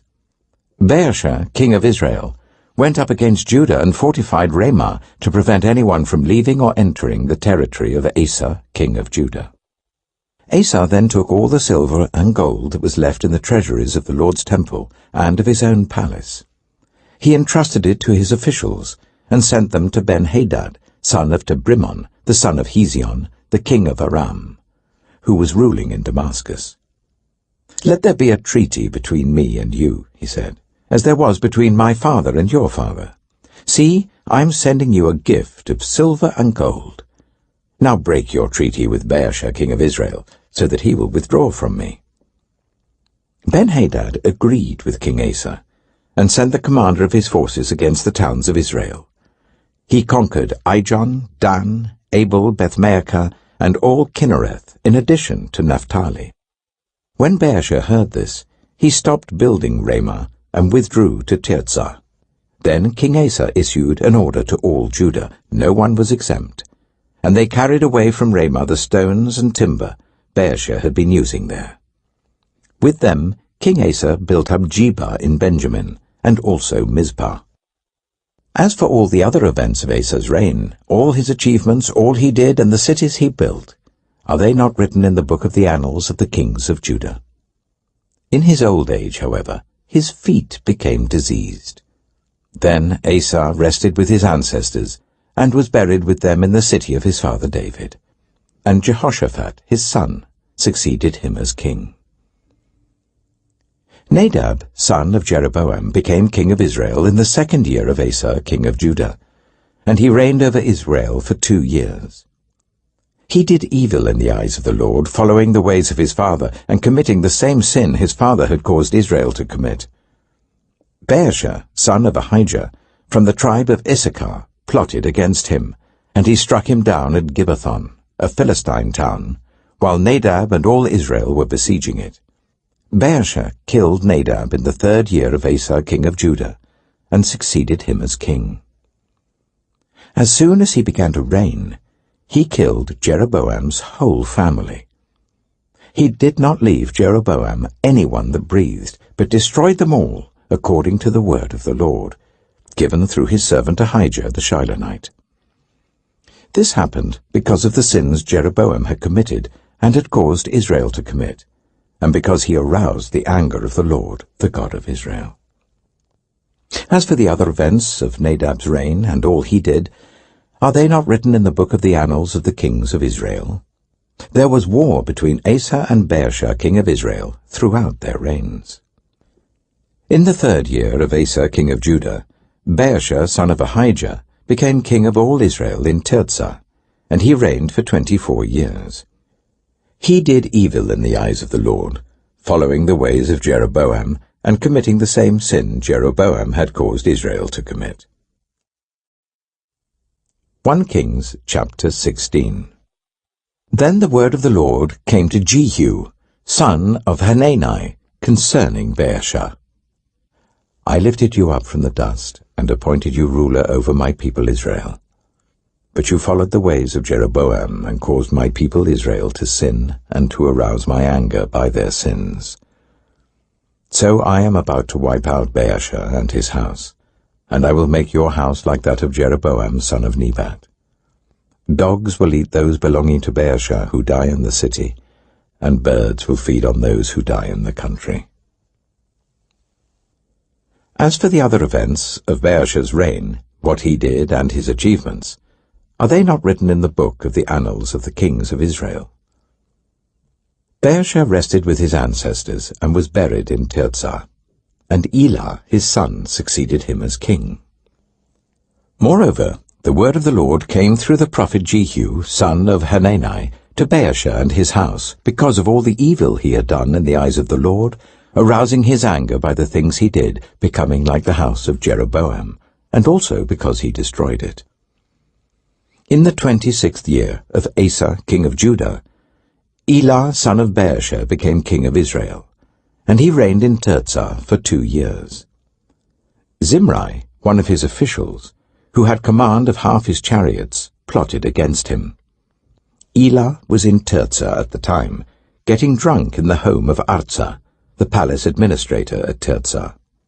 Zimri came in, struck him down, and killed him in the 27th year of Asa king of Judah. Then he succeeded him as king. As soon as he began to reign and was seated on the throne, he killed off Baasha's whole family. He did not spare a single male, whether relative or friend. So Zimri destroyed the whole family of Baasha in accordance with the word of the Lord spoken against Baasha through the prophet Jehu, because of all the sins Baasha and his son Elah had committed and had caused Israel to commit, so that they aroused the anger of the Lord, the God of Israel, by their worthless idols. As for the other events of Elah's reign and all he did, are they not written in the book of the annals of the kings of Israel? In the 27th year of Asa king of Judah, Zimri reigned in Tirzah for 7 days. The army was encamped near Gibbethon, a Philistine town. When the Israelites in the camp heard that Zimri had plotted against the king and murdered him, they proclaimed Omri, the commander of the army, king over Israel, that very day there in the camp. Then Omri and all the Israelites with him withdrew from Gibbethon and laid siege to Tirzah. When Zimri saw that the city was taken, he went into the citadel of the royal palace and set the palace on fire around him. So he died because of the sins he had committed, doing evil in the eyes of the Lord, and following the ways of Jeroboam, and committing the same sin Jeroboam had caused Israel to commit. As for the other events of Zimri's reign and the rebellion he carried out, are they not written in the book of the annals of the kings of Israel? Then the people of Israel were split into 2 factions. Half supported Tibni, son of Ginath, for king, and the other half supported Omri. But Omri's followers proved stronger than those of Tibni, son of Ginath. So Tibni died, and Omri became king. In the 31st year of Asa king of Judah, Omri became king of Israel, and he reigned for 12 years, 6 of them in Tirzah. He bought the hill of Samaria from Shema for 2 talents of silver, and built a city on the hill, calling it Samaria, after Shema, the name of the former owner of the hill. But Omri did evil in the eyes of the Lord, and sinned more than all those before him. He followed completely the ways of Jeroboam son of Nebat, committing the same sin Jeroboam had caused Israel to commit, so that they aroused the anger of the Lord, the God of Israel, by their worthless idols. As for the other events of Omri's reign, what he did and the things he achieved, are they not written in the book of the annals of the kings of Israel? Omri rested with his ancestors and was buried in Samaria, and Ahab, his son, succeeded him as king. In the 38th year of Asa, king of Judah, Ahab, son of Omri, became king of Israel, and he reigned in Samaria over Israel for 22 years. Ahab, son of Omri, did more evil in the eyes of the Lord than any of those before him. He not only considered it trivial to commit the sins of Jeroboam, son of Nebat, but he also married Jezebel, daughter of Ethbaal, king of the Sidonians, and began to serve Baal and worship him. He set up an altar for Baal in the temple of Baal that he built in Samaria. Ahab also made an Asherah pole, and did more to arouse the anger of the Lord, the God of Israel, than did all the kings of Israel before him. In Ahab's time, Hiel of Bethel rebuilt Jericho. He laid its foundation at the cost of his firstborn son Abiram, and he set up its gates at the cost of his youngest son Segub, in accordance with the word of the Lord spoken by Joshua, son of Nun. 1 Kings chapter 17. Now Elijah the Tishbite, from Tishbe in Gilead, said to Ahab, As the Lord, the God of Israel, lives, whom I serve, there will be neither dew nor rain in the next few years, except at my word. Then the word of the Lord came to Elijah, Leave here, turn eastward and hide in the Cherith ravine, east of the Jordan. You will drink from the brook, and I have instructed the ravens to supply you with food there. So he did what the Lord had told him. He went to the Cherith ravine, east of the Jordan, and stayed there. The ravens brought him bread and meat in the morning, and bread and meat in the evening, and he drank from the brook. Some time later the brook dried up because there had been no rain in the land. Then the word of the Lord came to him, Go at once to Zarephath, in the region of Sidon, and stay there. I have instructed a widow there to supply you with food. So he went to Zarephath. When he came to the town gate, a widow was there gathering sticks. He called to her and asked, Would you bring me a little water in a jar, so I may have a drink? As she was going to get it, he called, And bring me, please, a piece of bread. As surely as the Lord your God lives, she replied, I don't have any bread, only a handful of flour in a jar and a little olive oil in a jug. I'm gathering a few sticks to take home and make a meal for myself and my son, that we may eat it and die. Elijah said to her, Don't be afraid. Go home and do as you have said. But first make a small loaf of bread for me from what you have, and bring it to me, and then make something for yourself and your son. For this is what the Lord, the God of Israel, says, The jar of flour will not be used up, and the jug of oil will not run dry, until the day the Lord sends rain on the land. She went away and did as Elijah had told her.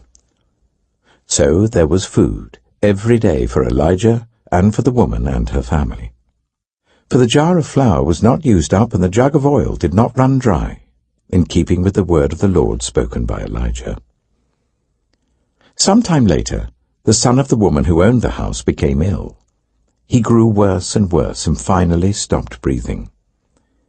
She said to Elijah, What do you have against me, man of God? Did you come to remind me of my sin and kill my son? Give me your son, Elijah replied. He took him from her arms, carried him to the upper room where he was staying, and laid him on his bed. Then he cried out to the Lord, Lord my God, have you brought tragedy even on this widow I am staying with, by causing her son to die? Then he stretched himself out on the boy 3 times, and cried out to the Lord, Lord my God, let this boy's life return to him. The Lord heard Elijah's cry, and the boy's life returned to him, and he lived. Elijah picked up the child and carried him down from the room into the house. He gave him to his mother and said, Look, your son is alive. Then the woman said to Elijah, Now I know that you are a man of God, and that the word of the Lord from your mouth is the truth. 1 Kings chapter 18.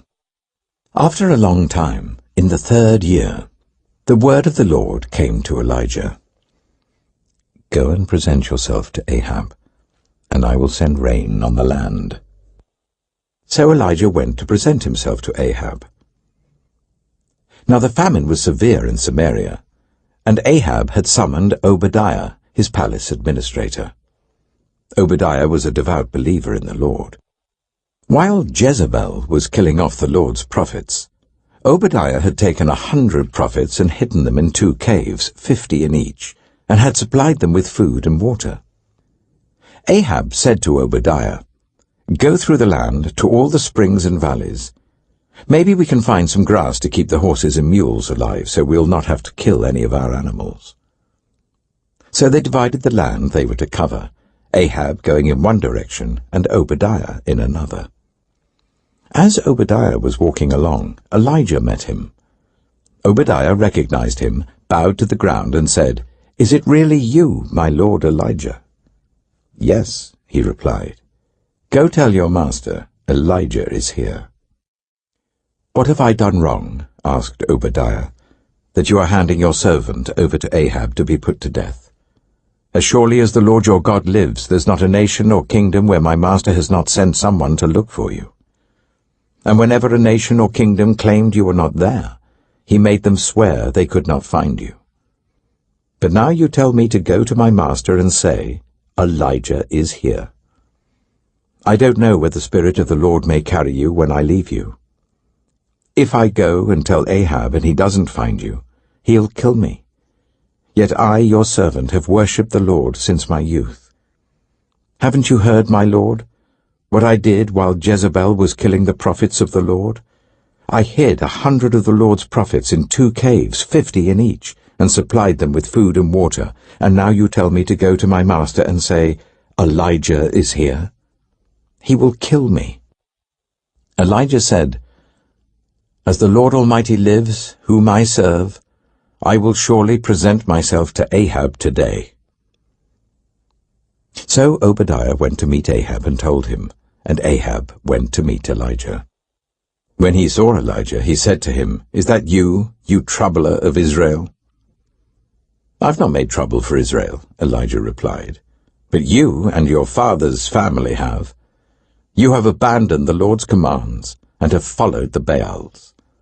Now summon the people from all over Israel to meet me on Mount Carmel, and bring the 450 prophets of Baal and the 400 prophets of Asherah who eat at Jezebel's table. So Ahab sent word throughout all Israel and assembled the prophets on Mount Carmel. Elijah went before the people and said, How long will you waver between 2 opinions? If the Lord is God, follow him. But if Baal is God, follow him. But the people said nothing. Then Elijah said to them, I am the only one of the Lord's prophets left, but Baal has 450 prophets. Get 2 bulls for us.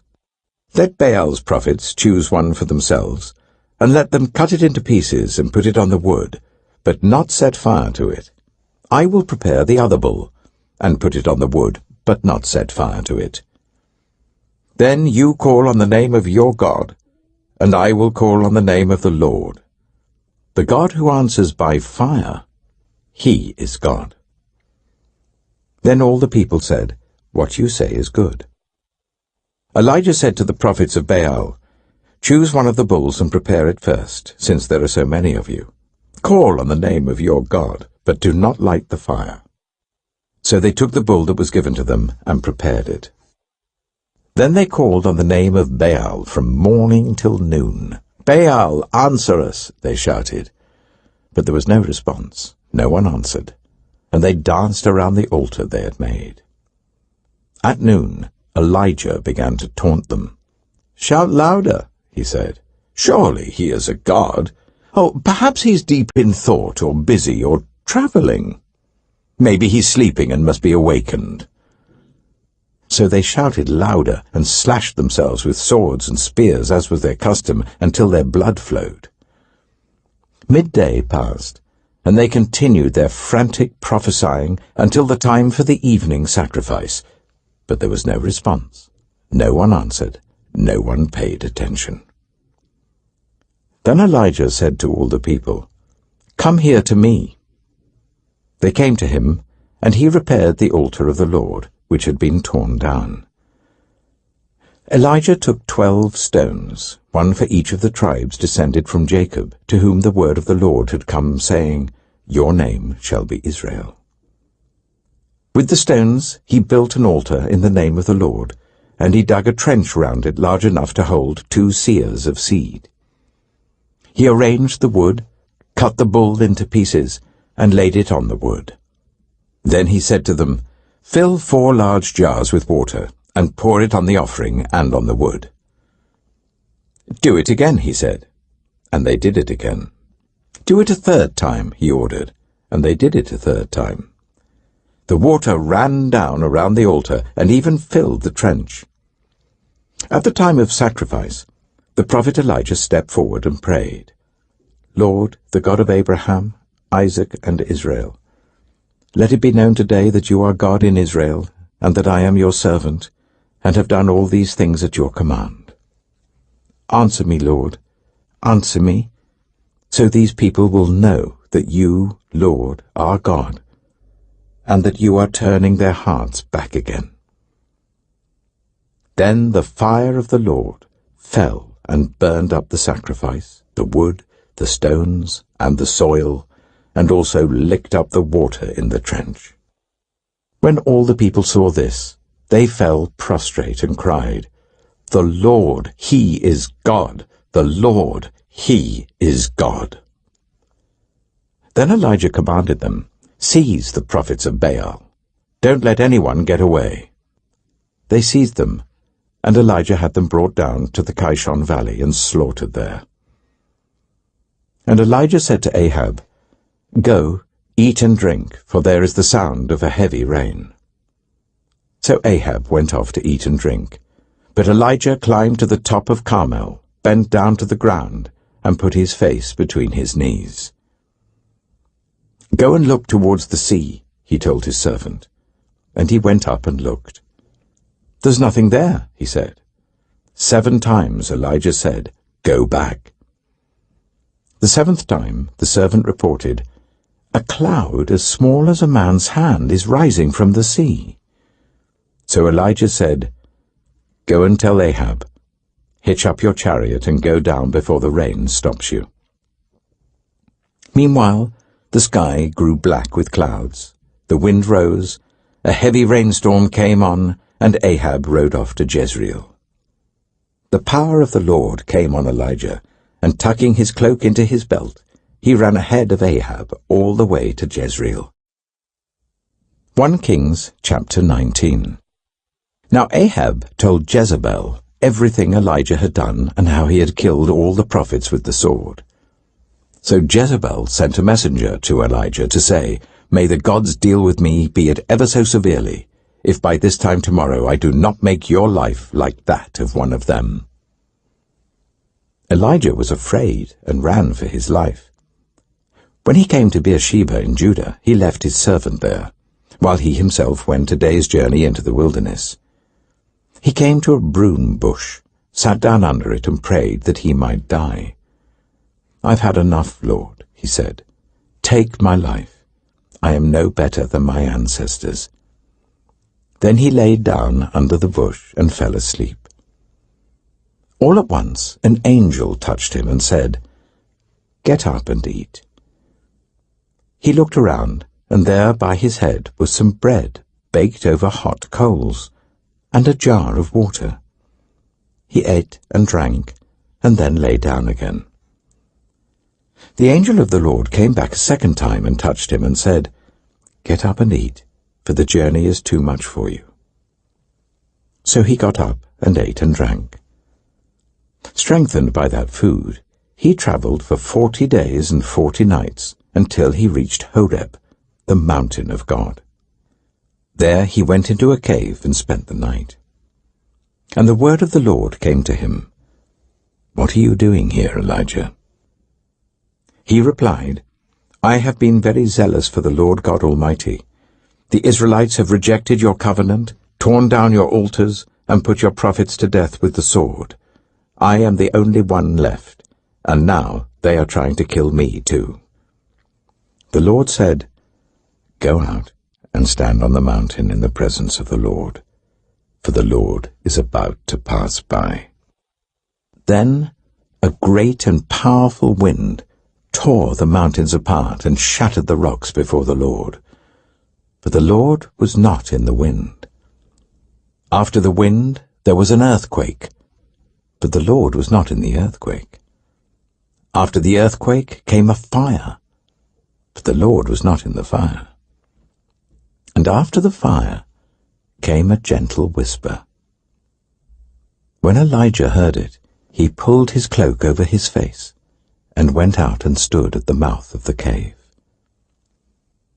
Then a voice said to him, "What are you doing here, Elijah?" He replied, "I have been very zealous for the Lord God Almighty. The Israelites have rejected your covenant, torn down your altars, and put your prophets to death with the sword. I am the only one left, and now they are trying to kill me too." The Lord said to him, "Go back the way you came, and go to the desert of Damascus. When you get there, anoint Hazael king over Aram. Also anoint Jehu, son of Nimshi, king over Israel. And anoint Elisha, son of Shaphat, from Abel-Meholah, to succeed you as prophet. Jehu will put to death any who escape the sword of Hazael, and Elisha will put to death any who escape the sword of Jehu. Yet I reserve 7,000 in Israel, all whose knees have not bowed down to Baal, and whose mouths have not kissed him." So Elijah went from there and found Elisha, son of Shaphat. He was ploughing with 12 yoke of oxen, and he himself was driving the 12th pair. Elijah went up to him and threw his cloak around him. Elisha then left his oxen and ran after Elijah. "Let me kiss my father and mother goodbye," he said, "and then I will come with you." "Go back," Elijah replied. "What have I done to you?" So Elisha left him and went back. He took his yoke of oxen and slaughtered them. He burned the ploughing equipment to cook the meat and gave it to the people, and they ate. Then he set out to follow Elijah and became his servant. 1 Kings chapter 20. Now Ben-Hadad, king of Aram, mustered his entire army. Accompanied by 32 kings with their horses and chariots, he went up and besieged Samaria and attacked it. He sent messengers into the city to Ahab, king of Israel, saying, "This is what Ben-Hadad says, 'Your silver and gold are mine, and the best of your wives and children are mine.' The king of Israel answered, 'Just as you say, my lord the king, I and all I have are yours.' The messengers came again and said, 'This is what Ben-Hadad says, I sent to demand your silver and gold, your wives and your children. But about this time tomorrow I'm going to send my officials to search your palace and the houses of your officials. They will seize everything you value and carry it away.' The king of Israel summoned all the elders of the land and said to them, 'See how this man is looking for trouble. When he sent for my wives and my children, my silver and my gold, I did not refuse him.' The elders and the people all answered, 'Don't listen to him or agree to his demands.' So he replied to Ben-Hadad's messengers, 'Tell my lord the king, your servant will do all you demanded the first time. But this demand I cannot meet.' They left and took the answer back to Ben-Hadad. Then Ben-Hadad sent another message to Ahab. 'May the gods deal with me, be it ever so severely, if enough dust remains in Samaria to give each of my men a handful.' The king of Israel answered, 'Tell him, one who puts on his armor should not boast like one who takes it off.' Ben-Hadad heard this message while he and the kings were drinking in their tents, and he ordered his men, 'Prepare to attack.' So they prepared to attack the city. Meanwhile, a prophet came to Ahab, king of Israel, and announced, 'This is what the Lord says. Do you see this vast army? I will give it into your hand today, and then you will know that I am the Lord." "But who will do this?" asked Ahab. The prophet replied, "This is what the Lord says. The junior officers under the provincial commanders will do it." "And who will start the battle?" he asked. The prophet answered, "You will." So Ahab summoned the 232 junior officers under the provincial commanders. Then he assembled the rest of the Israelites, 7,000 in all. They set out at noon, while Ben-Hadad and the 32 kings allied with him were in their tents getting drunk. The junior officers under the provincial commanders went out first. Now Ben-Hadad had dispatched scouts, who reported, "Men are advancing from Samaria." He said, "If they have come out for peace, take them alive. If they have come out for war, take them alive." The junior officers under the provincial commanders marched out of the city with the army behind them, and each one struck down his opponent. At that, the Arameans fled, with the Israelites in pursuit. But Ben-Hadad, king of Aram, escaped on horseback with some of his horsemen.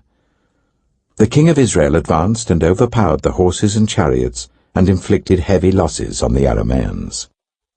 Afterwards, the prophet came to the king of Israel and said, "Strengthen your position and see what must be done, because next spring the king of Aram will attack you again." Meanwhile, the officials of the king of Aram advised him, "Their gods are gods of the hills. That is why they were too strong for us. But if we fight them on the plains, surely we will be stronger than they. Do this. Remove all the kings from their commands and replace them with other officers. You must also raise an army like the one you lost, horse for horse and chariot for chariot, so we can fight Israel on the plains. Then surely we will be stronger than they." He agreed with them and acted accordingly. The next spring, Ben-Hadad mustered the Arameans and went up to Aphek to fight against Israel. When the Israelites were also mustered and given provisions, they marched out to meet them. The Israelites camped opposite them like two small flocks of goats, while the Arameans covered the countryside. The man of God came up and told the king of Israel, "This is what the Lord says. Because the Arameans think the Lord is a God of the hills and not a God of the valleys, I will deliver this vast army into your hands, and you will know that I am the Lord." For 7 days they camped opposite each other, and on the 7th day the battle was joined. The Israelites inflicted 100,000 casualties on the Aramean foot soldiers in 1 day. The rest of them escaped to the city of Aphek, where the wall collapsed on 27,000 of them, and Ben-Hadad fled to the city and hid in an inner room. His officials said to him, "Look, we have heard that the kings of Israel are merciful. Let us go to the king of Israel with sackcloth around our waists and ropes around our heads. Perhaps he will spare your life." Wearing sackcloth round their waists and ropes round their heads, they went to the king of Israel and said, "Your servant Ben-Hadad says, 'Please let me live.'" The king answered, "Is he still alive?" "He is my brother." The men took this as a good sign and were quick to pick up his word. "Yes, your brother Ben-Hadad," they said. "Go and get him," the king said. When Ben-Hadad came out, Ahab brought him up into his chariot. "I will return the cities my father took from your father," Ben-Hadad offered. "You may set up your own market areas in Damascus, as my father did in Samaria." Ahab said, "On the basis of a treaty I will set you free." So he made a treaty with him and let him go. By the word of the Lord, one of the company of the prophets said to his companion, "Strike me with your weapon." But he refused. So the prophet said, "Because you have not obeyed the Lord, as soon as you leave me, a lion will kill you." And after the man went away, a lion found him and killed him. The prophet found another man and said, "Strike me, please." So the man struck him and wounded him. Then the prophet went and stood by the road waiting for the king. He disguised himself with his headband down over his eyes. As the king passed by, the prophet called out to him, "Your servant went into the thick of the battle, and someone came to me with a captive and said, 'Guard this man.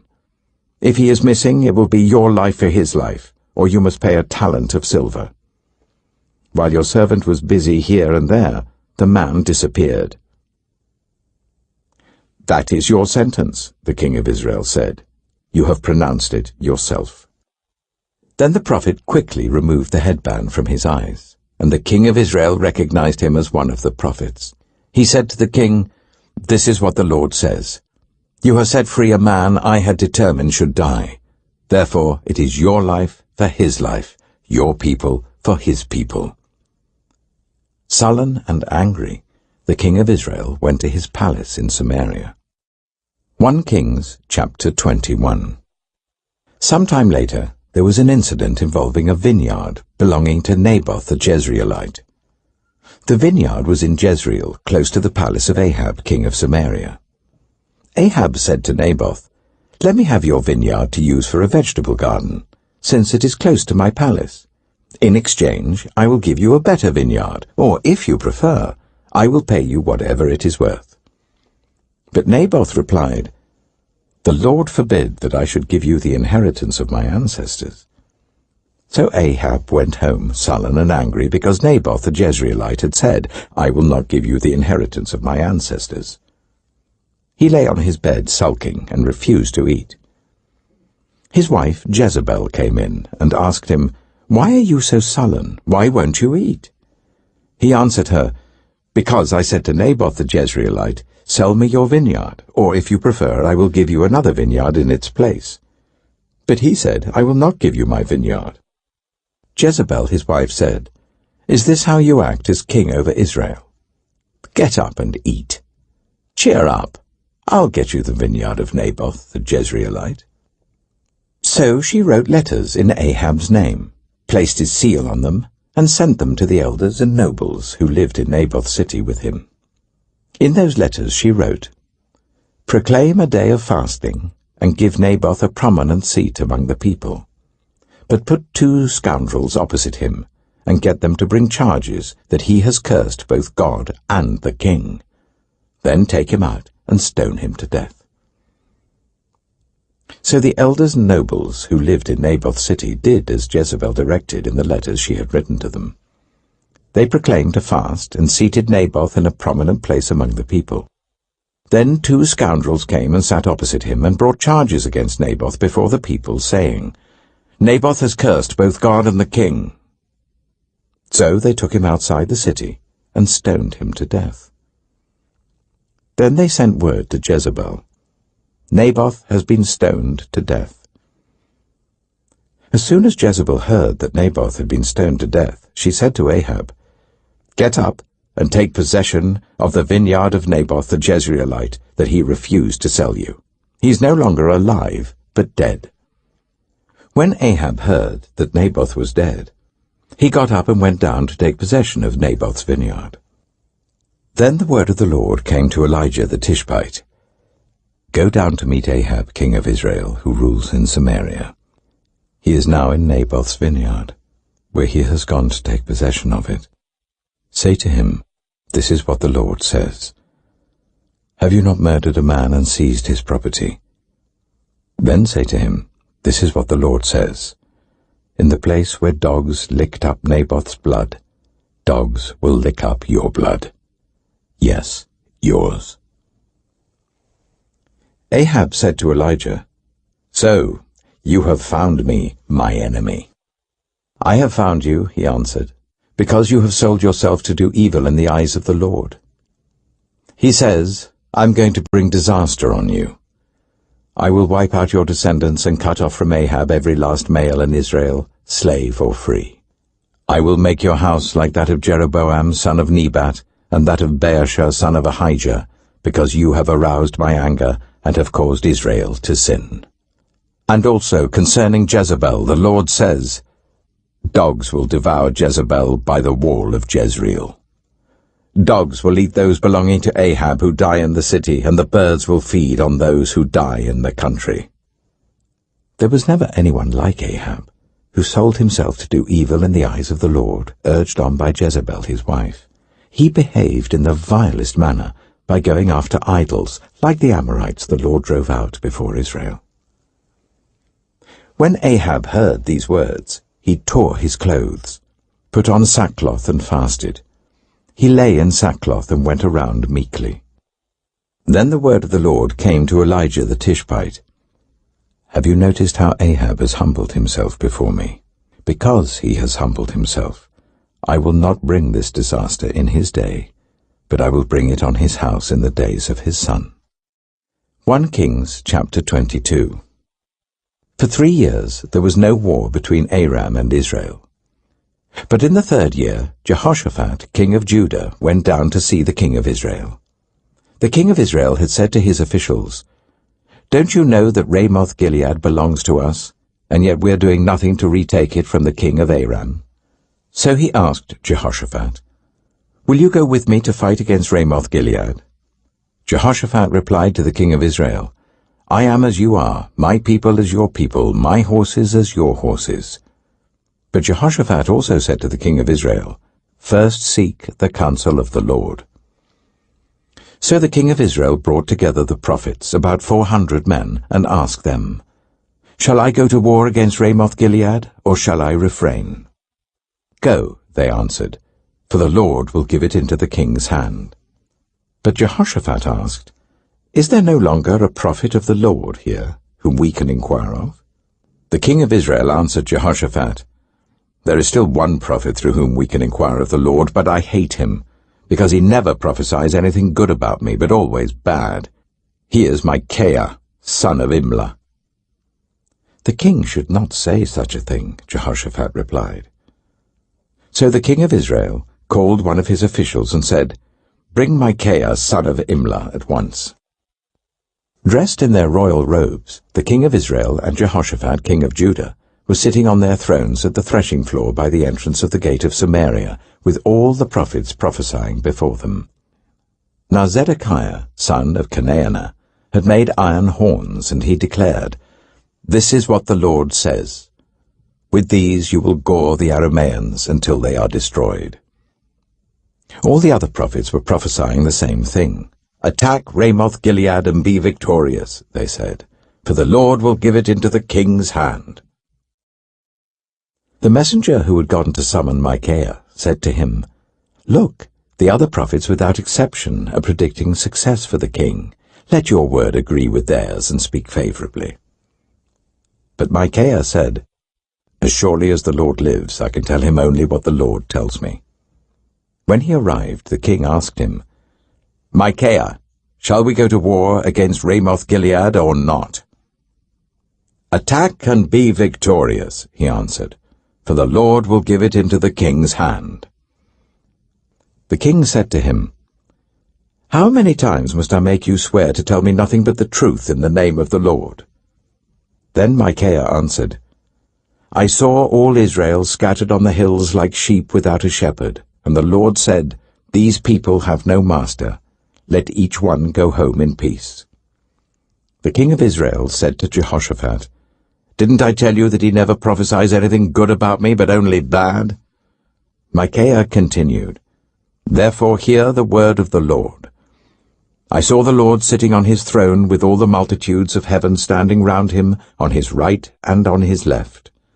And the Lord said, 'Who will entice Ahab into attacking Ramoth-Gilead and going to his death there?' One suggested this, and another that. Finally a spirit came forward, stood before the Lord, and said, 'I will entice him.' 'By what means?' the Lord asked. 'I will go out and be a deceiving spirit in the mouths of all his prophets,' he said. 'You will succeed in enticing him,' said the Lord. 'Go and do it.' So now the Lord has put a deceiving spirit in the mouths of all these prophets of yours. The Lord has decreed disaster for you." Then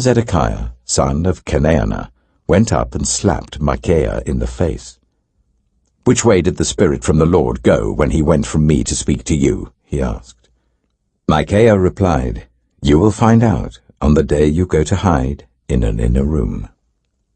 The king of Israel then ordered, "Take Micaiah and send him back to Amon, the ruler of the city, and to Joash, the king's son, and say, 'This is what the king says. Put this fellow in prison and give him nothing but bread and water until I return safely.'" Micaiah declared, "If you ever return safely, the Lord has not spoken through me." Then he added, "Mark my words, all you people." So the king of Israel and Jehoshaphat king of Judah went up to Ramoth-Gilead. The king of Israel said to Jehoshaphat, "I will enter the battle in disguise, but you wear your royal robes." So the king of Israel disguised himself and went into battle. Now the king of Aram had ordered his 32 chariot commanders, "Do not fight with anyone, small or great, except the king of Israel." When the chariot commanders saw Jehoshaphat, they thought, "Surely this is the king of Israel." So they turned to attack him. But when Jehoshaphat cried out, the chariot commanders saw that he was not the king of Israel and stopped pursuing him. But someone drew his bow at random and hit the king of Israel between the sections of his armor. The king told his chariot driver, "Wheel around and get me out of the fighting. I've been wounded." All day long the battle raged, and the king was propped up in his chariot facing the Arameans. The blood from his wound ran onto the floor of the chariot, and that evening he died. As the sun was setting, a cry spread through the army, "Every man to his town, every man to his land." So the king died and was brought to Samaria, and they buried him there. They washed the chariot at a pool in Samaria, where the prostitutes bathed, and the dogs licked up his blood, as the word of the Lord had declared. As for the other events of Ahab's reign, including all he did, the palace he built and adorned with ivory, and the cities he fortified, are they not written in the book of the annals of the kings of Israel? Ahab rested with his ancestors, and Ahaziah his son succeeded him as king. Jehoshaphat, son of Asa, became king of Judah in the 4th year of Ahab, king of Israel. Jehoshaphat was 35 years old when he became king, and he reigned in Jerusalem for 25 years. His mother's name was Azubah, daughter of Shilhi. In everything he followed the ways of his father Asa, and did not stray from them. He did what was right in the eyes of the Lord. The high places, however, were not removed, and the people continued to offer sacrifices and burn incense there. Jehoshaphat was also at peace with the king of Israel. As for the other events of Jehoshaphat's reign, the things he achieved and his military exploits, are they not written in the book of the annals of the kings of Judah? He rid the land of the rest of the male shrine prostitutes who remained there even after the reign of his father Asa. There was then no king in Edom. A provincial governor ruled. Now Jehoshaphat built a fleet of trading ships to go to Ophir for gold, but they never set sail. They were wrecked at Ezion-Geber. At that time Ahaziah, son of Ahab, said to Jehoshaphat, "Let my men sail with yours." But Jehoshaphat refused. Then Jehoshaphat rested with his ancestors, and was buried with them in the city of David his father. And Jehoram his son succeeded him as king. Ahaziah, son of Ahab, became king of Israel in Samaria, in the 17th year of Jehoshaphat king of Judah, and he reigned over Israel for 2 years. He did evil in the eyes of the Lord, because he followed the ways of his father and mother and of Jeroboam son of Nebat, who caused Israel to sin. He served and worshipped Baal, and aroused the anger of the Lord, the God of Israel, just as his father had done.